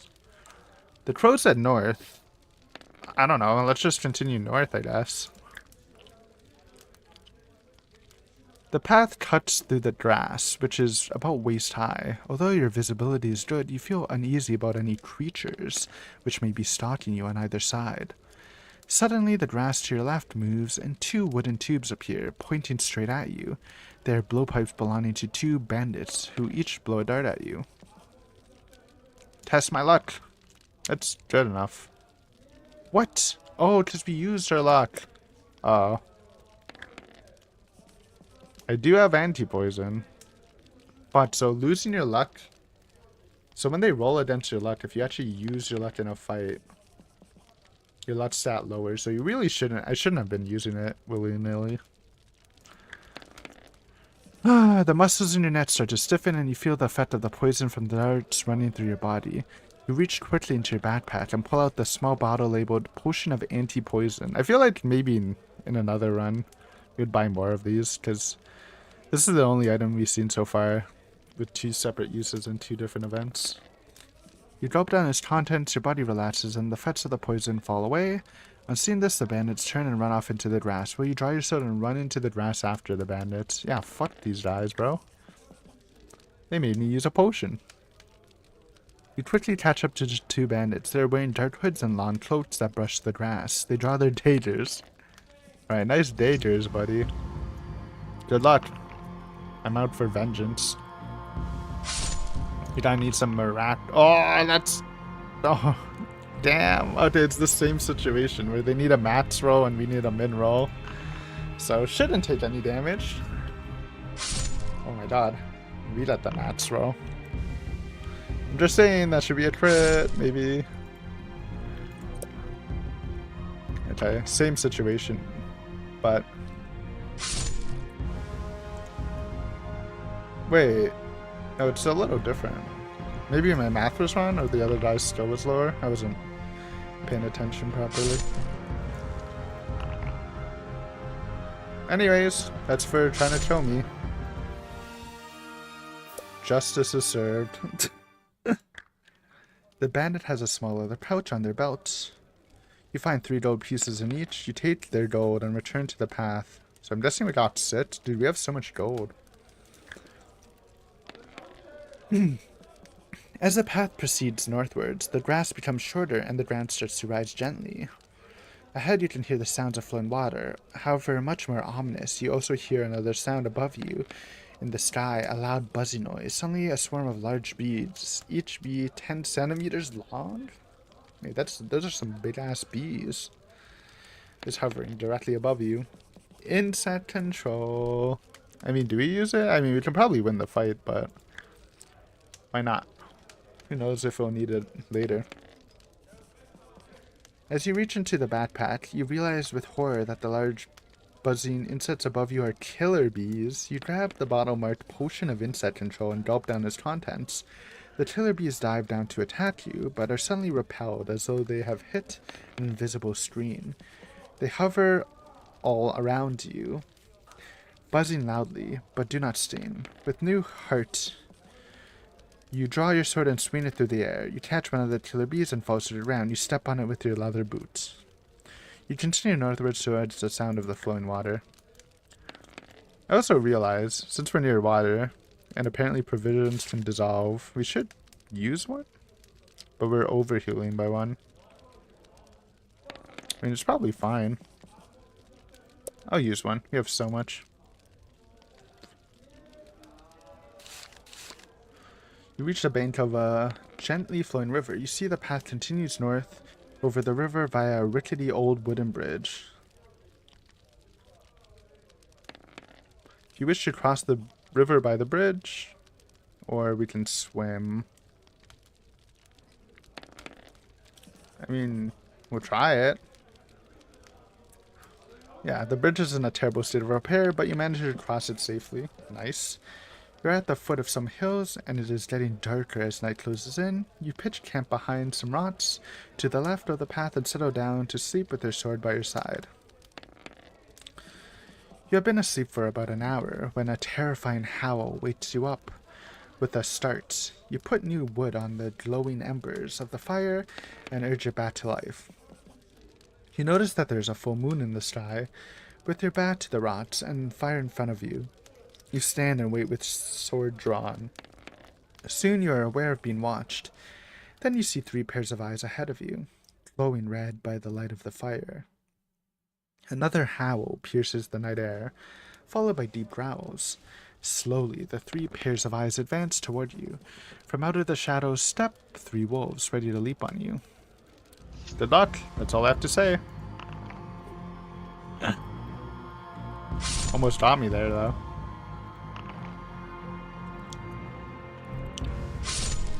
Then we are not easy prey.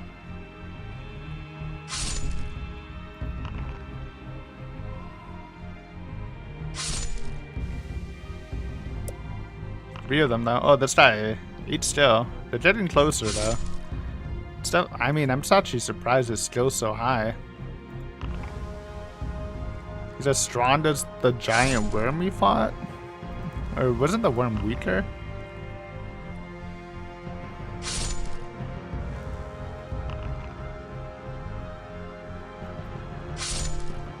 Last wolf. Less skill, more stamina. That's what I like to see. It's generally what we want.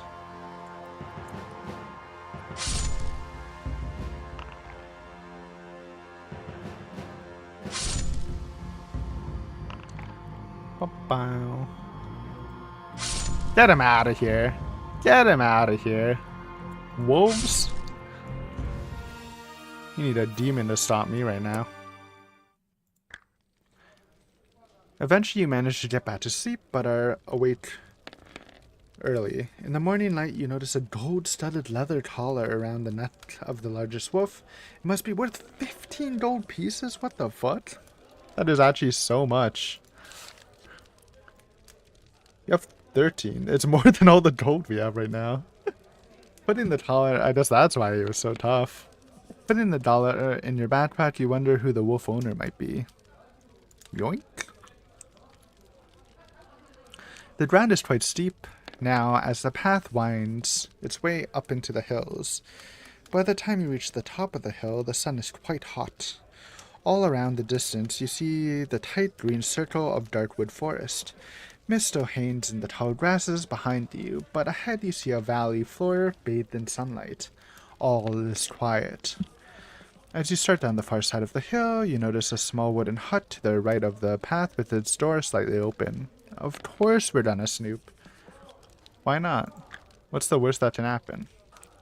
The hut consists of one room containing a fireplace, a wooden bed, a table with 2 chairs, a washing bowl, a wooden chest, and shelves crammed end to end with birds' eggs. That's weird. There's a lot of dust on the floor, and the room does not appear to have been lived in for months. Will you rummage through the fireplace, open the wooden chest, leave the room? The chest sounds good. The iron lock on the chest is old and rusted and will not open. If you wish to try and lift the chest and smash it on the floor, or would you rather leave it and rummage through the fireplace? Well, if we can go back to the chest, because there might be a key in the fireplace, which sounds stupid, but let's not smash it if we can.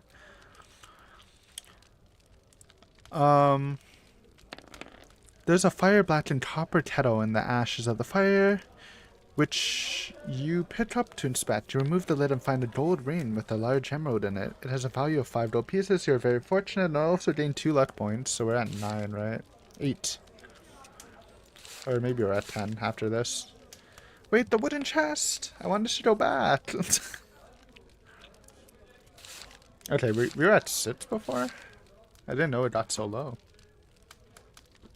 Walking down the hill path, you see the valley floor stretching out ahead of the beyond and the sinister wall of the trees darkwood. On the other side of the trees lies Stonebridge, your journey's end. Yo, I still need the hammer part, dude. The anvil, or whatever you call the head of a hammer. It's not called an anvil, is it? As you reach the foot of the hills, you see many large boulders lying on either side of the path. You're amazed to see one of the larger ones gently rocking from side to side like a leaf in the breeze. Yeah, that's a weird-ass boulder. Check it out. As you approach the boulder, you are even more surprised to see it suddenly rise up on what appears to be 2 stumpy stone blades. Oh my god, it's a shell? Maybe? Then 2 stone arms with huge club-shaped fists spring out of its sides. You stare in disbelief as the boulder lumbers towards you and raises one of its great stone fists. You snap out of your bewilderment and draw your sword to fight the boulder beast. What the heck is this? Oh my god. He's kind of strong. Then we are gapping him in skill by 6, but... most dangerous enemy on this playthrough, at least. Not quite fire demon, but... what loot can we possibly get from a giant sentient boulder, though? Also, how are we damaging a boulder with a sword? Don't ask the hard questions. And just slash. Slash it up. Literally flawless victory. Get out of here. You look at the broken rock pile around your feet and wonder how such a beast ever came into being. Perhaps on the misused power of an evil elementalist? You will never know. You take a piece of the stone that was part of the boulder beast for later examination. Okay. Arriving at the valley of the floor, you find that the path splits. I mean, we can literally go anywhere. Oh! It does keep your old playthrough map. Wait, that's actually so useful. It's good to know. Because we'll know that... Older cave is where we get one of them. You never tried the strange fruit. Okay, that's actually super useful. I'm glad they did that. Wait, we went to the rocky camp.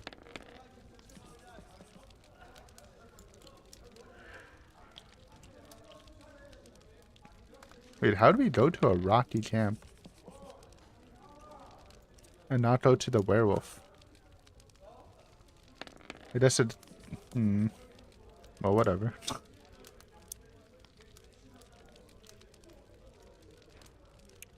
Valley floor. Well, we don't want to fight the clones. Unless we want to get the alternative fire demon ending. Though, should we just leave the fire demon? I mean, if we go for the fire demon, we can grab the Emperor's shield, which isn't a bad thing. So if he wanted, we would go west. But let's just continue mapping. I feel like is kind of important. Let's go north. Although it is a bright, sunny day, a tiny gray cloud appears in the sky. It is very low and appears to be moving towards you. As it approaches, you see that it is moving very quickly. Finally, it hovers above you, some 5 meters off the ground. Suddenly, a bolt of lightning shoots up from the cloud, hitting you on the shoulder? What the fuck? You lose 3 stamina points. If you're still alive, you see the cloud shoot off west, high speed. Okay. We're at... That's fine. Dude, I'm chasing that cloud, bro. Attention appears. I'm going west. Who summoned a cloud to snipe me? We got beef. The path ends outside a stone cottage with the thatched roof. A plaque above. The wooden door reads, Aragon, the Archmage. If you wish to enter the cottage. Yeah, I have some words for you, bucko. I have some beef. You walked into a well-furnished room, adorned with fine objects and woolen rugs. Sitting at a desk by the far wall of the room is an old man wearing a purple robes and a conical? Just cone-shaped hat. He rises from his chair and says, I am Aragon, and you are an insignificant mortal. You have the nerve to walk into my household uninvited, no doubt to rob me of my wealth and treasure. You are wrong, stranger, for I will relieve you of your wealth, unless you give me 10 gold pieces and 2 objects from your backpack to add to my exquisite collection. I will turn you to a stone. You created the boulder, dude. Are you wearing the Eye of Amber? Nope. Aragon raises... Oh, I don't want to turn into a stone. I mean, what will we give him? Can I just give him my make-it-ridden biscuit? I guess I will... I assume he is actually going to turn me into a rock, so... You don't fuck with wizards.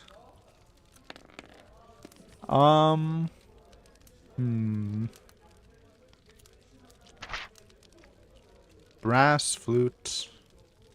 I do have some... Oh, I can give him the silver box. And the rock fragment? Or you can have the garlic buds. And take the silver box. This might poison him if he opens it. Or we could have gave him the necklace. I should have kept the garlic, man. Well, we just got muds. Okay, note to self, need the Eye of Amber if you want to mess with that guy. Walking north across the Green Valley, you see the dark green wall of the dark forest looming up before you. The path leads straight into the thick undergrowth, and soon you are walking between tall, dark trees and thorny bushes. It's dark and quiet, and the path abruptly ends at a juncture. I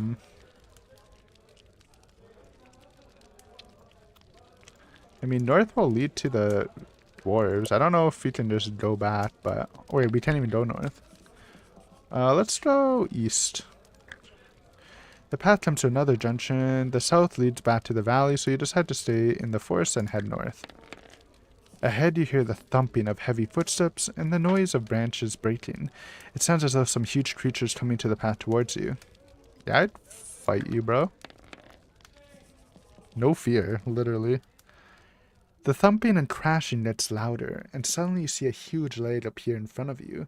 Looking up, you see the blade belongs to a man some 5 meters tall. He is wearing green canvas clothing and fur boots. He appears to be in a hurry and is crashing through the undergrowth as though it isn't there. He is a forest giant. On seeing you, his eyes widen and raises his great wooden club. Bat? Okay, they are getting strong. They are getting a little tougher. Ooh, Matt's rolled. Ah, tied. Okay.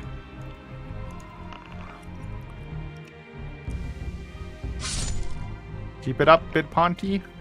Show them why you're called Bid. First name Bid, last name Ponty. Get out of here. Giant Schmiant. Yay. Stuffed inside the forest giant's clothing, you find a brass lantern with a green wick. There's no liquid inside to burn it. Perhaps it is a magic lantern. You may rub the lantern to make a wish. Okay. Is it a genie? As you rub the lantern, green smoke slowly starts to rise from the wick and it takes shape. It forms the outline of a fat old man with a bald head sitting on a cushion. His mouth opens slowly and in a deep voice he says, "Well, what do you want?" You tell him of your quest, but he tells you he is unable to offer you material to gain or wealth. He can only offer you personal well-being. You may restore your skill, stamina, or luck stored to its initial level.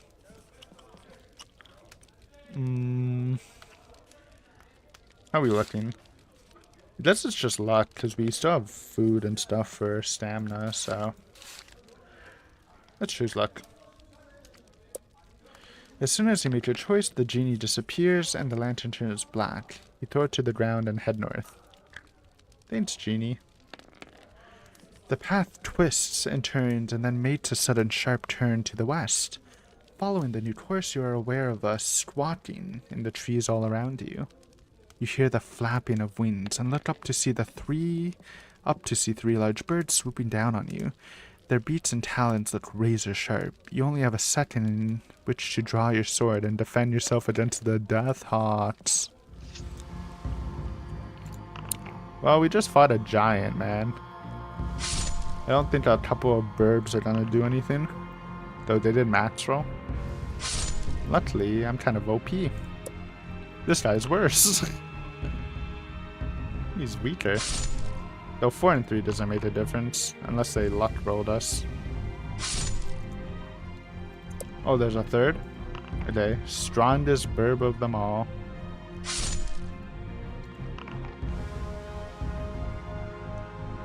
But, of no consequence.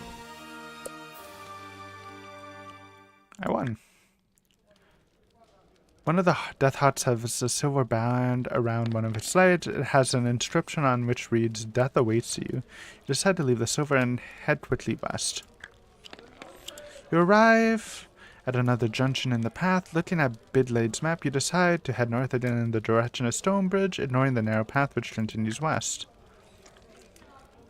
The path opens into a small clearing. To your right, you see a pile of branches, grass, and a piece of rag, the lair of some large creature. Amongst the debris and old bones scattered about you, you catch sight of something glittering.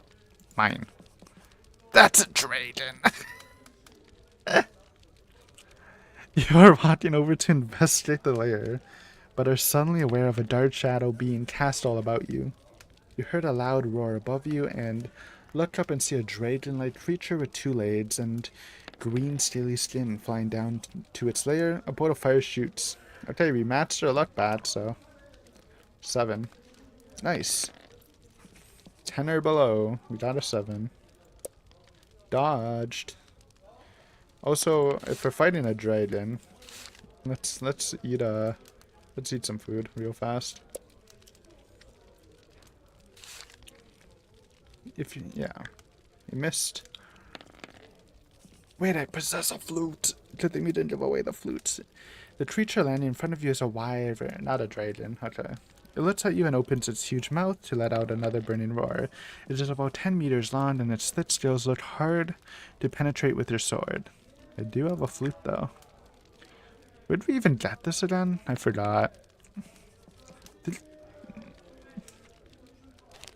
Just made a mental note. Wasn't Boulder. Is that one of these, I think? It wasn't Ape Man. It wasn't Steenworm. Might have been Hobgoblins. There's like a place with a shit ton of loot. You have a strange feeling that you must play it now, before the enraged Wyvern. As you do, a soft, gentle sound plays out from the flute, and a quizzical look appears on the Wyvern's face. Its mouth closes, and its eyelids start to droop. You're playing a magical flute of dragon sleep, and the Wyvern is powerless to resist its soothing song. Slowly, the Wyvern slumps to the ground, and soon it is fast asleep. You walk around the motionless Wyvern and start rummaging through its lair and surrounding debris. You find a gauntlet made of plate iron, a throwing knife, 10 gold pieces, and a gold ring. You put the knife and gold pieces in your backpack. Try the gauntlet on. You slip the gauntlet on your hand and take hold of your sword. Slicing the air with it, you feel more usually skilled with your weapon. You now possess a gauntlet of weapon skill. We're stronger than our last run, officially, in skill. Plus 15 skill.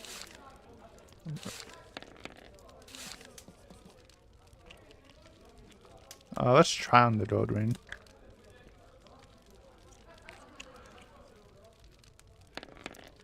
No! Slipping the ring onto your middle finger, you're suddenly gripped by agonizing pain. Eventually, the pain subsides, but you're unable to take the ring off. You're wearing a cursed ring of slowness, which subtracts 2 from all future dice rolls. Wait, I just nerfed myself? I was strong, now I'm weak. Now we just have 12, which is still good, but... Wait, I can't keep the gauntlet? Aww. Wait, no, I still have it. Oh, it neutralized it. Let's go. Walking along the narrow path, you suddenly... So we're still at 14, which is fine. Could have been higher. Walking along the narrow path, you suddenly hear the sharp crack of a twig breaking and the whispering of low voices. You draw your sword and wait anxiously with your back to a large oak tree.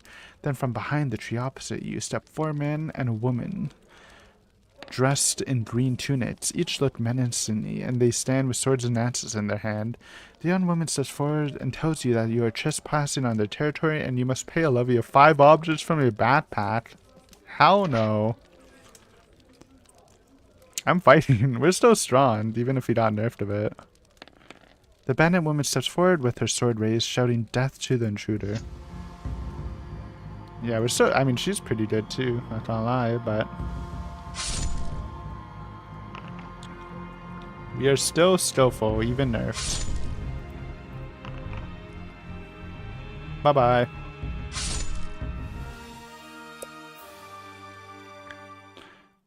The next 2 bandits approach you. Sure. Bring it on. Oh, man. It's just not fair. It is just not fair. That's one. Oh, he's even weaker. They're gradually getting weaker.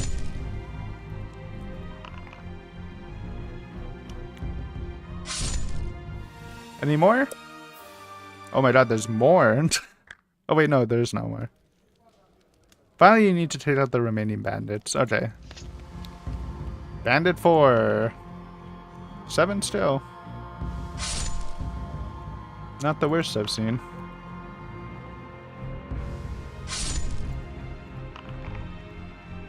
Yep. 5th bandit? Maybe this is the last one. 5 is a good number after all. Whoa, what is that roll? Okay. The dice bud.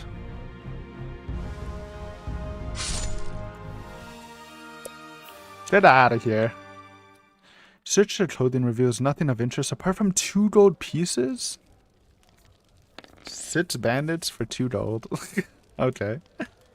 You set off north again, beginning the path, and soon notice the trees beginning to thin out on either side of the path. Eventually the path leads out of the trees into a plowed field. You're out of Darkwood Forest. Okay, but we're missing a piece of the hammer. The path leads through a field to a stone bridge over a clear stream. Beyond the bridge are small cottages and wooden huts of a village. A sign on the bridge reads Stone Bridge. You cross the bridge and see 2 old dwarves with long white beards standing by a cottage looking at you. Do you have the hammerhead and the handle? I only have one. You have failed your quest to help the dwarves. Being unable to face Gillibrand, the king, you decide to head east to find a place to rest after your perilous adventure. But wait, perhaps you want to continue searching. You decide the best way to continue looking is to walk back around Darkwood Forest and pay visit. Yo, we can loop! Pay a visit to Yaztromo. As you begin on the long walk, you are attacked by a large group of wild hillmen, probably the same group who attacked Bidlade and his party 2 days earlier. You're lucky. You need a luck score of 9 or below. If you're lucky, you manage to run away from them without being hit by a rain of arrows which falls about you. You run for what seems like hours, stumbling through the changing landscape. Something doesn't seem right, and you feel a thumping pain in your head. You stop, falling to the ground, and stare up at the blue sky and the clouds floating over. Your vision blurs, and you suddenly see a familiar face staring down at you before you lose consciousness. You open your eyes. It is evening, and you find yourself lying beneath a sheepskin blanket next to an open fire. A half-eaten rabbit that looks as though it was spit roasted lies on the ground nearby.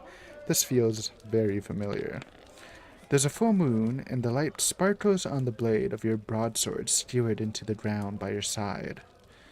You gaze at it, thinking about all the vile creatures you have killed in the last few days. You try to remember each one of them, but somehow you can't picture them in your mind. You're pretty sure you killed some, yet it feels like the memory of those encounters is fading. You know these are strange lands inhabited by weird and loathsome beasts.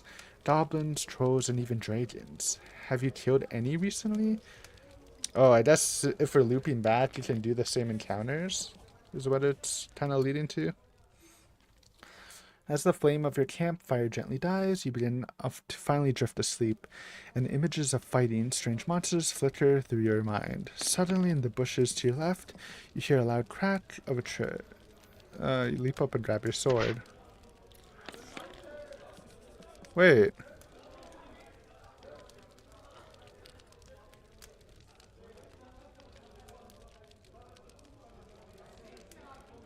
Same dial.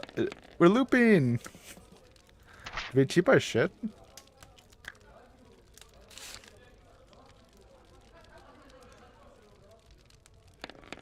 Wait. We lost most of our stuff. Wait, we lost so much stuff. What do you mean? But we kept like some really good stuff, so I guess it's better than the starting run. Alright. Wait, we lost the hammer? Or do we still have the hammer? Oh, we had to pick up the hammer. The shaft again. Alright. Hand control. I'm low-key gonna take 2 anti-poisons, because it's the only item that I've ever seen 2 events for. We can actually buy out the shop. Now. I'm doing it. You didn't see a use for gold except running away. And we don't run. We're kind of strong. Played that book years ago. Yeah, it is. Yeah. We did one run through, but we got to like a fire demon. And we put on a crown and we became a fire demon. So that run was lost. And we just went through it, but we didn't... in this one, we went through it, but we only got one part of the hammer. And it just restarts you with like some stuff. Well, now my inventory's full. But it gave us, like, one of these. Still potion of weapon still. So we're still pumping, but... Shit. I forgot where we were. We did the leaping? We did. We're just buying all of it. 26? Yeah, we can buy all of it. Let's go. It's always useful. Even though we haven't found uses for some of these. These boots are brutal. Yeah, I think I played... Like, I bought this game a year ago and played the free boot, and that... I literally just kept dying for an hour. I forgot what it's called. Blood something? That pirate one. But, starting this, I looked online, and they said this one, and like, is one of the beginner-friendly ones, so...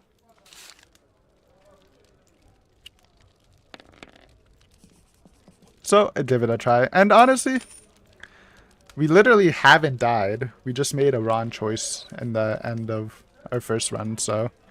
It does help that we, in both runs, we rolled max skill points, which is actually insane, so... So we have been getting lucky, but... I want to win! I want to win!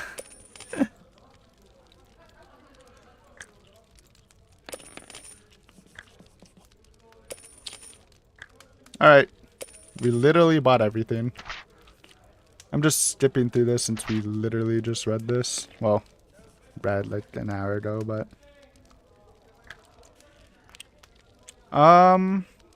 Here's the question. We've never started west, but... We 100% know that a piece is in the Ogre's Cave. So it's kind of like... Why wouldn't we go that way? And then we just diverge from the Ogre's Cave. I guess. Obviously we have to diverge somewhere. Yeah, I guess we just do that. I think I beat this one, but I never tried the sequel. Oh, there's a sequel. My story ended with exiting the forest. Yeah, we just did that too, but we didn't have the full the full thing, so it's like, you want to just go back? New Game Plus, baby! Alright, I guess we just go east to grab the hammer, and then we try, like, a different way. So now we don't even have to pay the crow, because we already know he's going to tell us to go north. Screw you, crow. Even though we definitely have the gold for you. North. Actually, this makes it so much easier, because we know what's coming. Wait, where? Voices. Talking crow. This leads to hobgoblins. Which did give us loot? I don't actually remember their loot. But I don't... Ah, whatever. We're so strong. When you match pro skill, it's just... it's so easy. We just never lose a fight. That's probably why we're still alive. Look at that. He has to roll... 6 to 13. It's almost like impossible to take damage.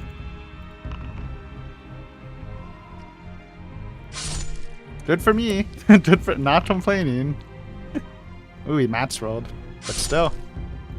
Skill diff.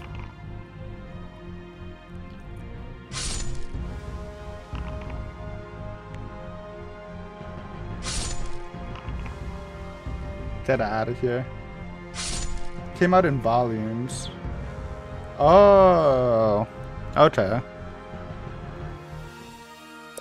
I thought there was a standalone. But I guess it would make sense. If there was some continuum.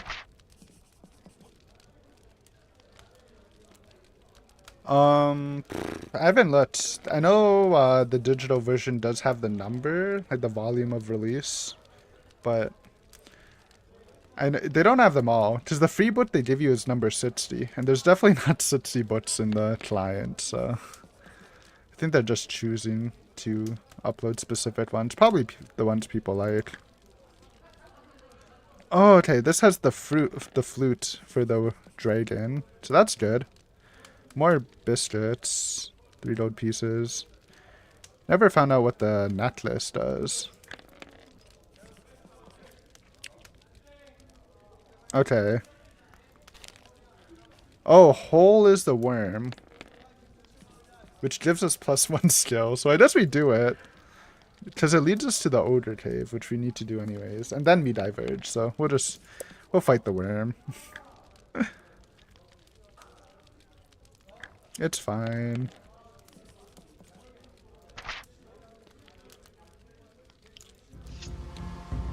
There are a couple of authors writing them.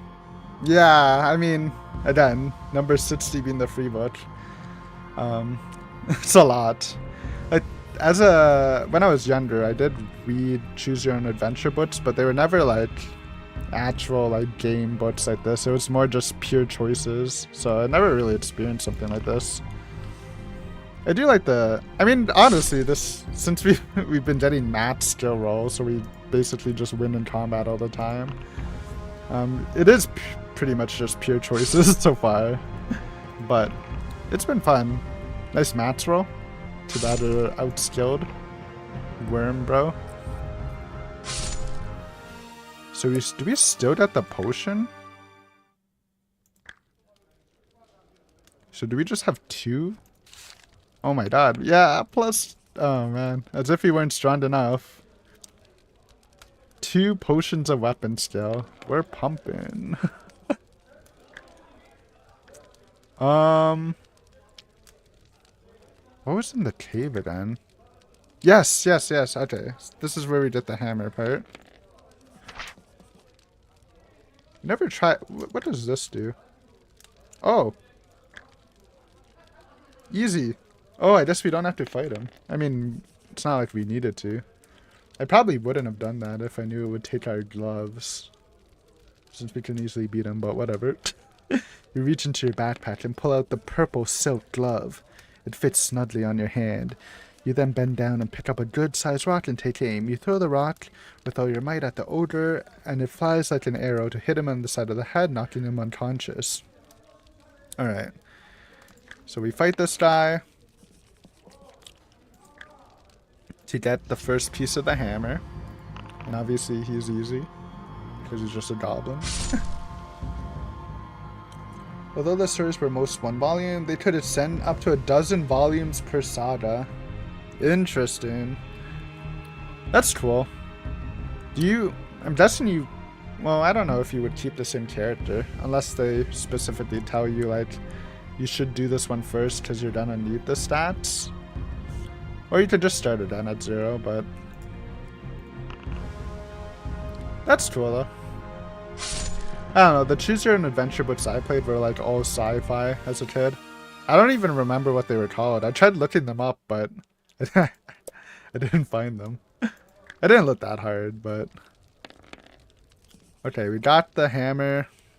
I forgot what the cave is. Not much. Oh, silver bots is like stinky poison bots. I mean, we can take it and use 1 pair of nostrils, because we have 4. We never found a use for it, but sometimes people ask you for shit, so... This could kill someone, I guess. Yeah, use nostrils.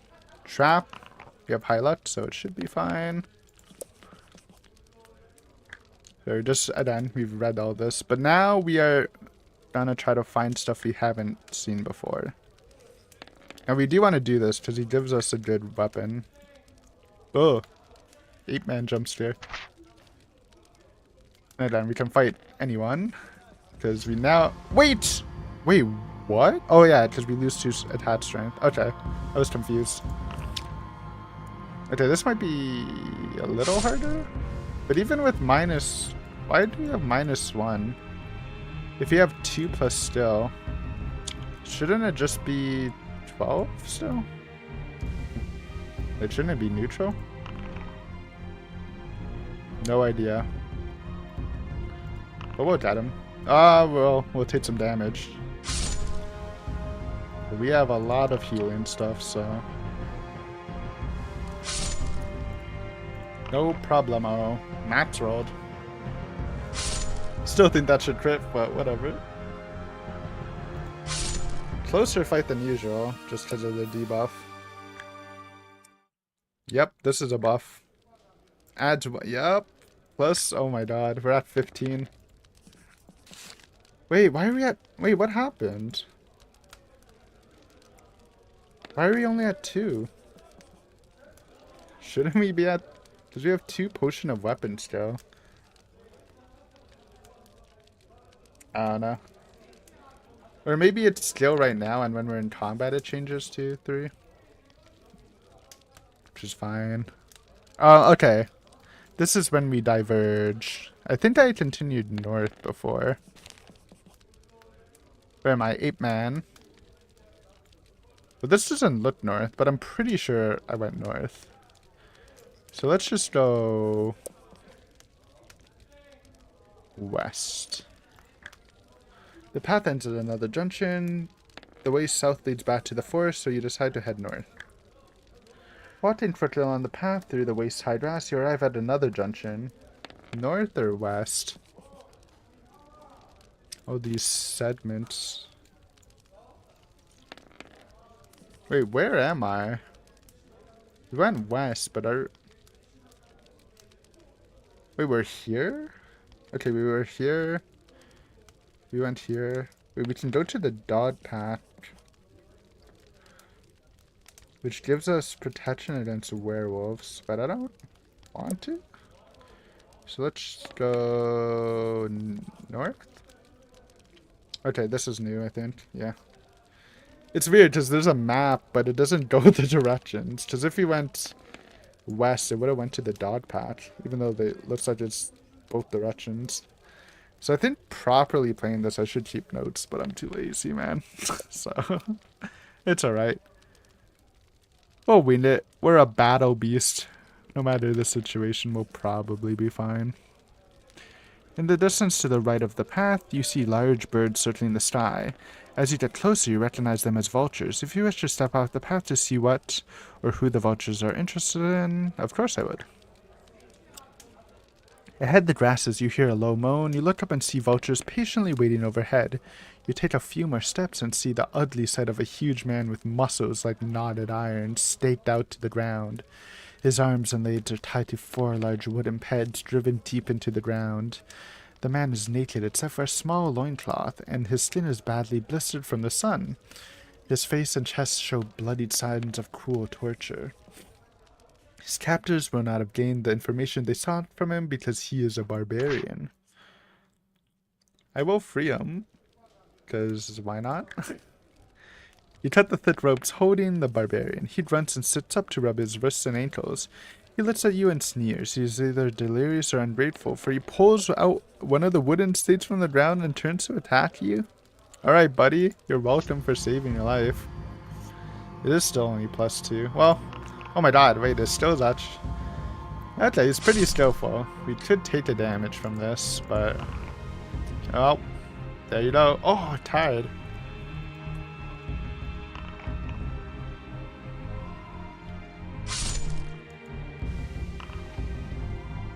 Should be good.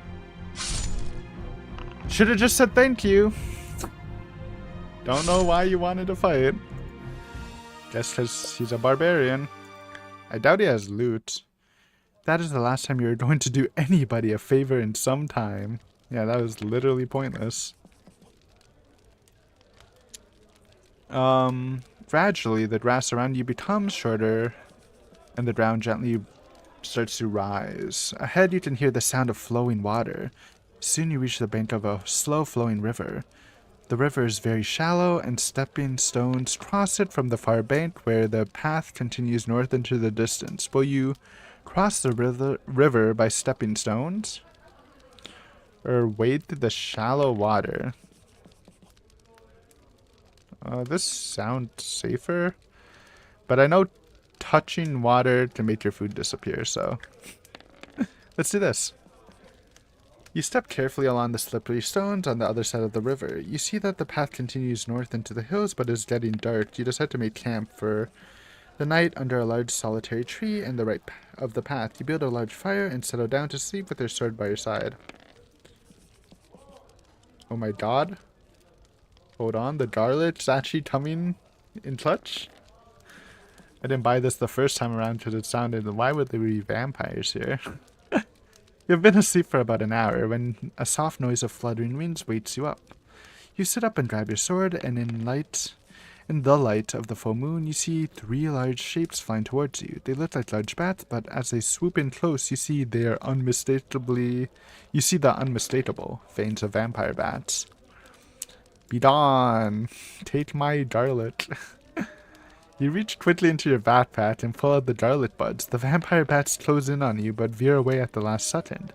Screeching loudly, they hover above you, eager to drink your blood. But the darlet keeps them at bay. Eventually, they fly off in search of some other prey. Leaving the darlet by your side, you settle down to sleep again. In the morning, you collect your belongings and head north along the path. The ground is quite steep, as the path winds its way into the hills. By the time you reach the top, the sun is quite hot. All around, in the distance, you see the green circle of the dark forest. Mist still hangs in the tall grass behind you, but ahead you see a valley floor bathed in sunlight. All is quiet. As you start down the far side of the hill, you see a junction in the path.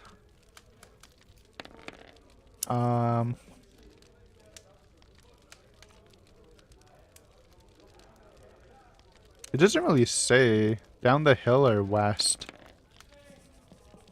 Map me? Where are we? We're here. Yo, Excalibur! Can we swoop in and grab Excalibur real fast? That would make us pump. And we can definitely pull it out, I think. Let's just go north, I guess. Oh. The path runs north down the hill between the large boulders and rocks. You have an uneasy feeling that you are being watched. Then from behind one of the larger boulders to the left of the path spring 2 sinewy men with long hair and beards. They are wearing animal furs and look menacing. One notches an arrow to his bow and lets it fly. Luck. That's luck. Nice. Nice shot, Bucko. Should have gone. Should have hit me. Now you're gonna die, because we don't lose in combat. The arrow misses you and flies past your head. The men curse and jump up and down in anger at having missed you. They start to argue and push each other around. They seem to forget all about you. No, I'm killing them. You don't mess with me, man. You strike first. We definitely strike back. You draw your sword and charge at the wild hillmen, who stop their argument and turn towards you, screaming and wielding axes. Good luck. I mean, that's pretty bad roll from us, but still tough. Again, very rarely will take damage, currently. Get out of here. This guy's even worse.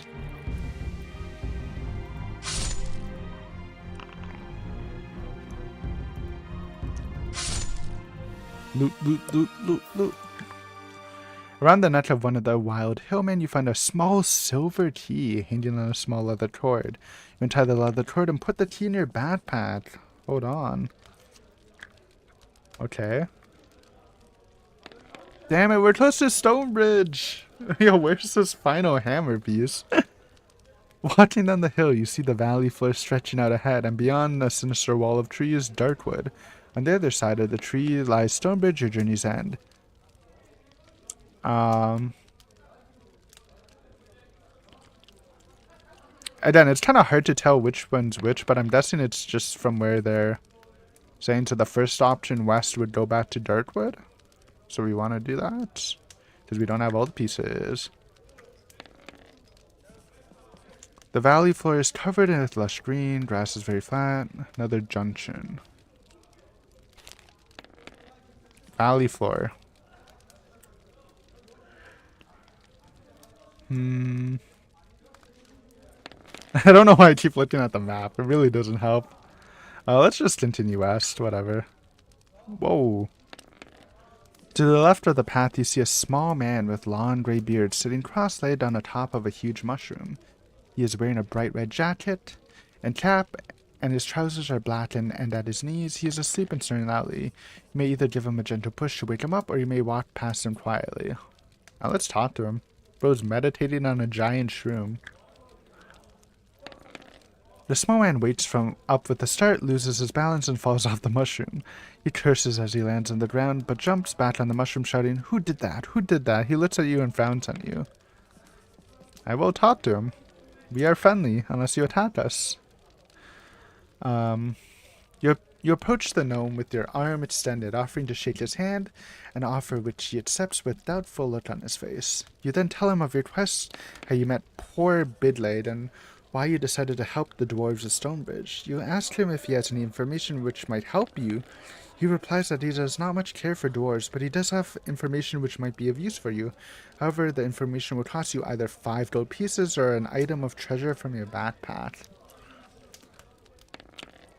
You have the money for that, right? Yeah, we might as well just pay him. I like keeping my items. As he accepts this payment, the gnome smiles and tells you that he saw a skeleton of a goblin inside a stone crypt. Perhaps it was the skeleton of one of the 2 goblins who you are looking for. Perhaps not. He says the crypt is somewhere north in the forest, but exactly where he's not sure. You know that the gnome does not have any more information and set off west again. Okay, but can we go north? Because he said it's north? Are we going west? You arrive at another junction in the path. The way south leads back to the hills, so you ignore it and continue west. Wait, are we at the hut? Wait, we somehow looped back. I forgot what was in the hut. But I don't think there was anything bad. So I guess we're going to the hut. Wait, no, this is different. What the heck? You walk around to the front of the hut. You see a large blue vase on the small porch. There's nobody about. You open the door of the hut, but there's nobody inside. The hut is also devoid of any furniture or objects. You walk outside again and inspect the blue vase. You look inside, but despite the sunlight, you are unable to see beyond the rim. The vase is filled with eerie blackness. You shake it and hear a rattling sound. You may drop the vase or put your hand in it. I'm dropping it. Ah! The vase drops to the ground but does not break, although cracks appear all over it. You begin to feel a vibration, and then you notice cracks appearing all over the porch and the side of the hut. The vibrations become stronger, and your whole body starts to tremble, and your head feels as if it's about to explode. You lose 2 stamina points. Welp, my bad. I didn't want to stick my hand in that, man. Stonus. Nice. You reach quickly into your backpack and pull out a small cork bottle. I mean, it sounded like the smarter option, man. Creepy vase? Like, am I gonna stick my hand in it? I'm breaking it. The pot of greed. True. But it betrayed me, dude. I'm a greedy guy. Should have rewarded me. Yeah, okay, we drink the potion of Stonus. Suddenly the hut collapses and crashes to the ground. You decide it's time to get out of this place and run back to the path. You gain a luck point. Okay, so if we didn't have that, we would have taken damage from the pot? I mean, we have so much healing. We can heal, but we might as well wait until it's before a fight. I want to go north. Yes, north, north, north. As you walk across the valley, you see the dark green wall of the Darkwood Forest looming up before you. The path leads directly into the thick undergrowth, and soon you are walking between tall dark trees and thorny bushes. Okay, I think it uses some of the same dialogue, right? North. Amidst the trees to the left of the path, you see a small stone building covered with ivy and moss. This could be the stone crypt, so let's go in it. The building measures only 3 meters by 3 meters and has no windows. The door is made of stone and looks very solid. There's no handle, and there does not appear to be another way to enter the building. Then you notice a tiny keyhole. Yo, the silver key. We picked it up from the wild man, right? I do have it. Let's go. I don't think there's ever been a situation so far just playing this game where I didn't have the item. So it works. Spread yourself thin for items. Just grab one of each and you're probably fine. You take the small silver key from out of your backpack and place it into the keyhole. It fits perfectly and you give it a turn. The lock clicks and the stone door opens. Stone stairs lead down from the door into gloomy depths. You cannot see a thing down the stairs. Of course I'm leaving. Whoa. Cool art. The art's very cool. Very Not gothic, but like old style RPG feeling. Like old slop fantasy. And I say that with love. I know slop sounds bad, but like, you know, that era. The era of Clark Ashton Smith and the Conan guy. You step carefully down the stone stairs, feeling your way as you go. Slowly your eyes become accustomed to the dark and you begin to make out shapes at the bottom of the stairs. You are standing in a small, square room with a low ceiling. The floor is thick with dust and there are cobwebs everywhere. In the middle of the room, there's what appears to be a large stone box measuring approximately 2 meters by 1 meter. The top is a great stone slab. Very glam rock metal.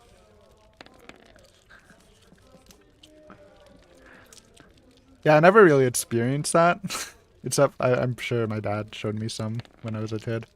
So I didn't really compare it like that. Along the rough stone walls, you find a small alcove with a candle in it. You may light the candle. Of course. We're already in it. Why would we leave? The light from the candle casts eerie shadows around the room.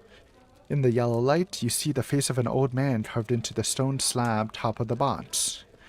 Then you notice the light of a skeleton protruding from the shadows in the far corner of the room. You walk over the skeleton to inspect it. The skeleton is small, and the skull has sharp, protruding teeth. It could be the skeleton of either a goblin or yo, this is definitely the place the gnome was talking about. You walk over to the stone box. The slab on the top looks like it could be moved. I mean, we just gotta go for it. What do you mean, dust of levitation? Okay, that's not from the store, so we have to find this somewhere else. You try with all your might to move the stone slab, but it will not budge. What do you mean? Dude, if the hammer's in there... That's fucked up. The path presses on northwards through the dense trees. Then it makes a sudden turn to the right and heads east. The path is so overgrown in places that you have to use your sword to cut through it. Your walk east is long and tiring. At last, you reach a junction in the path. Looking at Bidlade's map, you decide to head north in the direction of Stonebridge. What do you do? We failed our quest! Okay, this is literally the Dragon Lair. I mean, we can go there, but like, what's the point? I mean, we'll do it, because we have the flute. Oh, we had to roll. Okay, good. Dodged. At least I remember. Do not pick up the ring. The ring just screws you. The gauntlet, though. +1 still. Will it actually add? Because it's been kind of janky. See, why is it still +2? Unless it's capped. I don't get it. 2 skills. This should be +1. This should be +2. This should be +1. So we should have +4 technically, but it's not showing. The banditos! Fight 6 of them? Okay, I mean, are we just gonna lose again? Or maybe you can make choices not to go to the village. Because I feel like we're about to lose. Anyways. This fight's easy, it's just that you literally have to fight 6 of them. So... very time consuming. And I think they have 2 gold. They dropped 2 gold.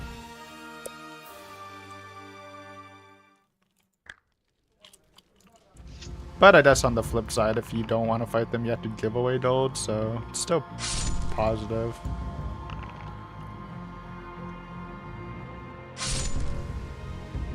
Thank you for the nostalgia trip. You're welcome, dude. Hopefully you enjoyed. Glad to present it. It's a cool experience, for sure.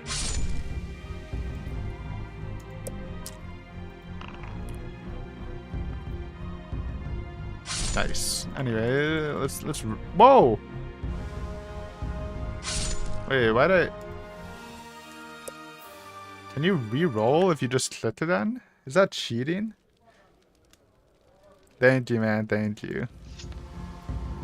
As long as I keep rolling, I mean, if we win, we get the same stats, so... Just keep winning, and eventually you'll find the correct path. If we keep our 12 still, we cannot lose the fights unless it's against the fire demon or something. That was kind of close though.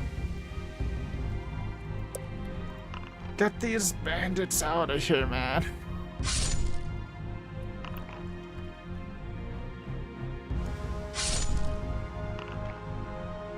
Huh. Kind of blocked their roll there. That's it, right? 2 gold pieces. Amazing. Dude, it's so bad. We don't have it. Oh my god. And then we have to do this again. Do pass. Barely. Well, we're back. Alright. I know, I can't even pronounce his name. But he left, but we're gonna end here too. We're about 2.5 hours. I don't know if I want to do a 3rd run. We might be back tomorrow to play. I mean, we'll definitely be streaming tomorrow. I might take a break and just do this next Saturday. Just because it's a lot of... I feel like if you just keep doing it, it gets a little too repetitious, but it's just at the same time. Maybe I'll make some prep notes for the next time. Just to remember what does what, maybe? I don't know. We'll do it next time. How does this work? So I could just do it here? Boom. Perfect. Thanks for watching the stream, both live and the VOD. And for either viewers, if you enjoyed, don't forget to like the video and sub, because this was a pretty good experience. And after Force of Doom, I definitely will at least try the Warlock one, since people enjoy that. Reddit enjoys it, so it's probably good. Yeah, Blood Bones was the free one. Dude, and that one was so hard.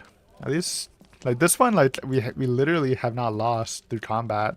This one, I feel like there's just a lot of, like, you die.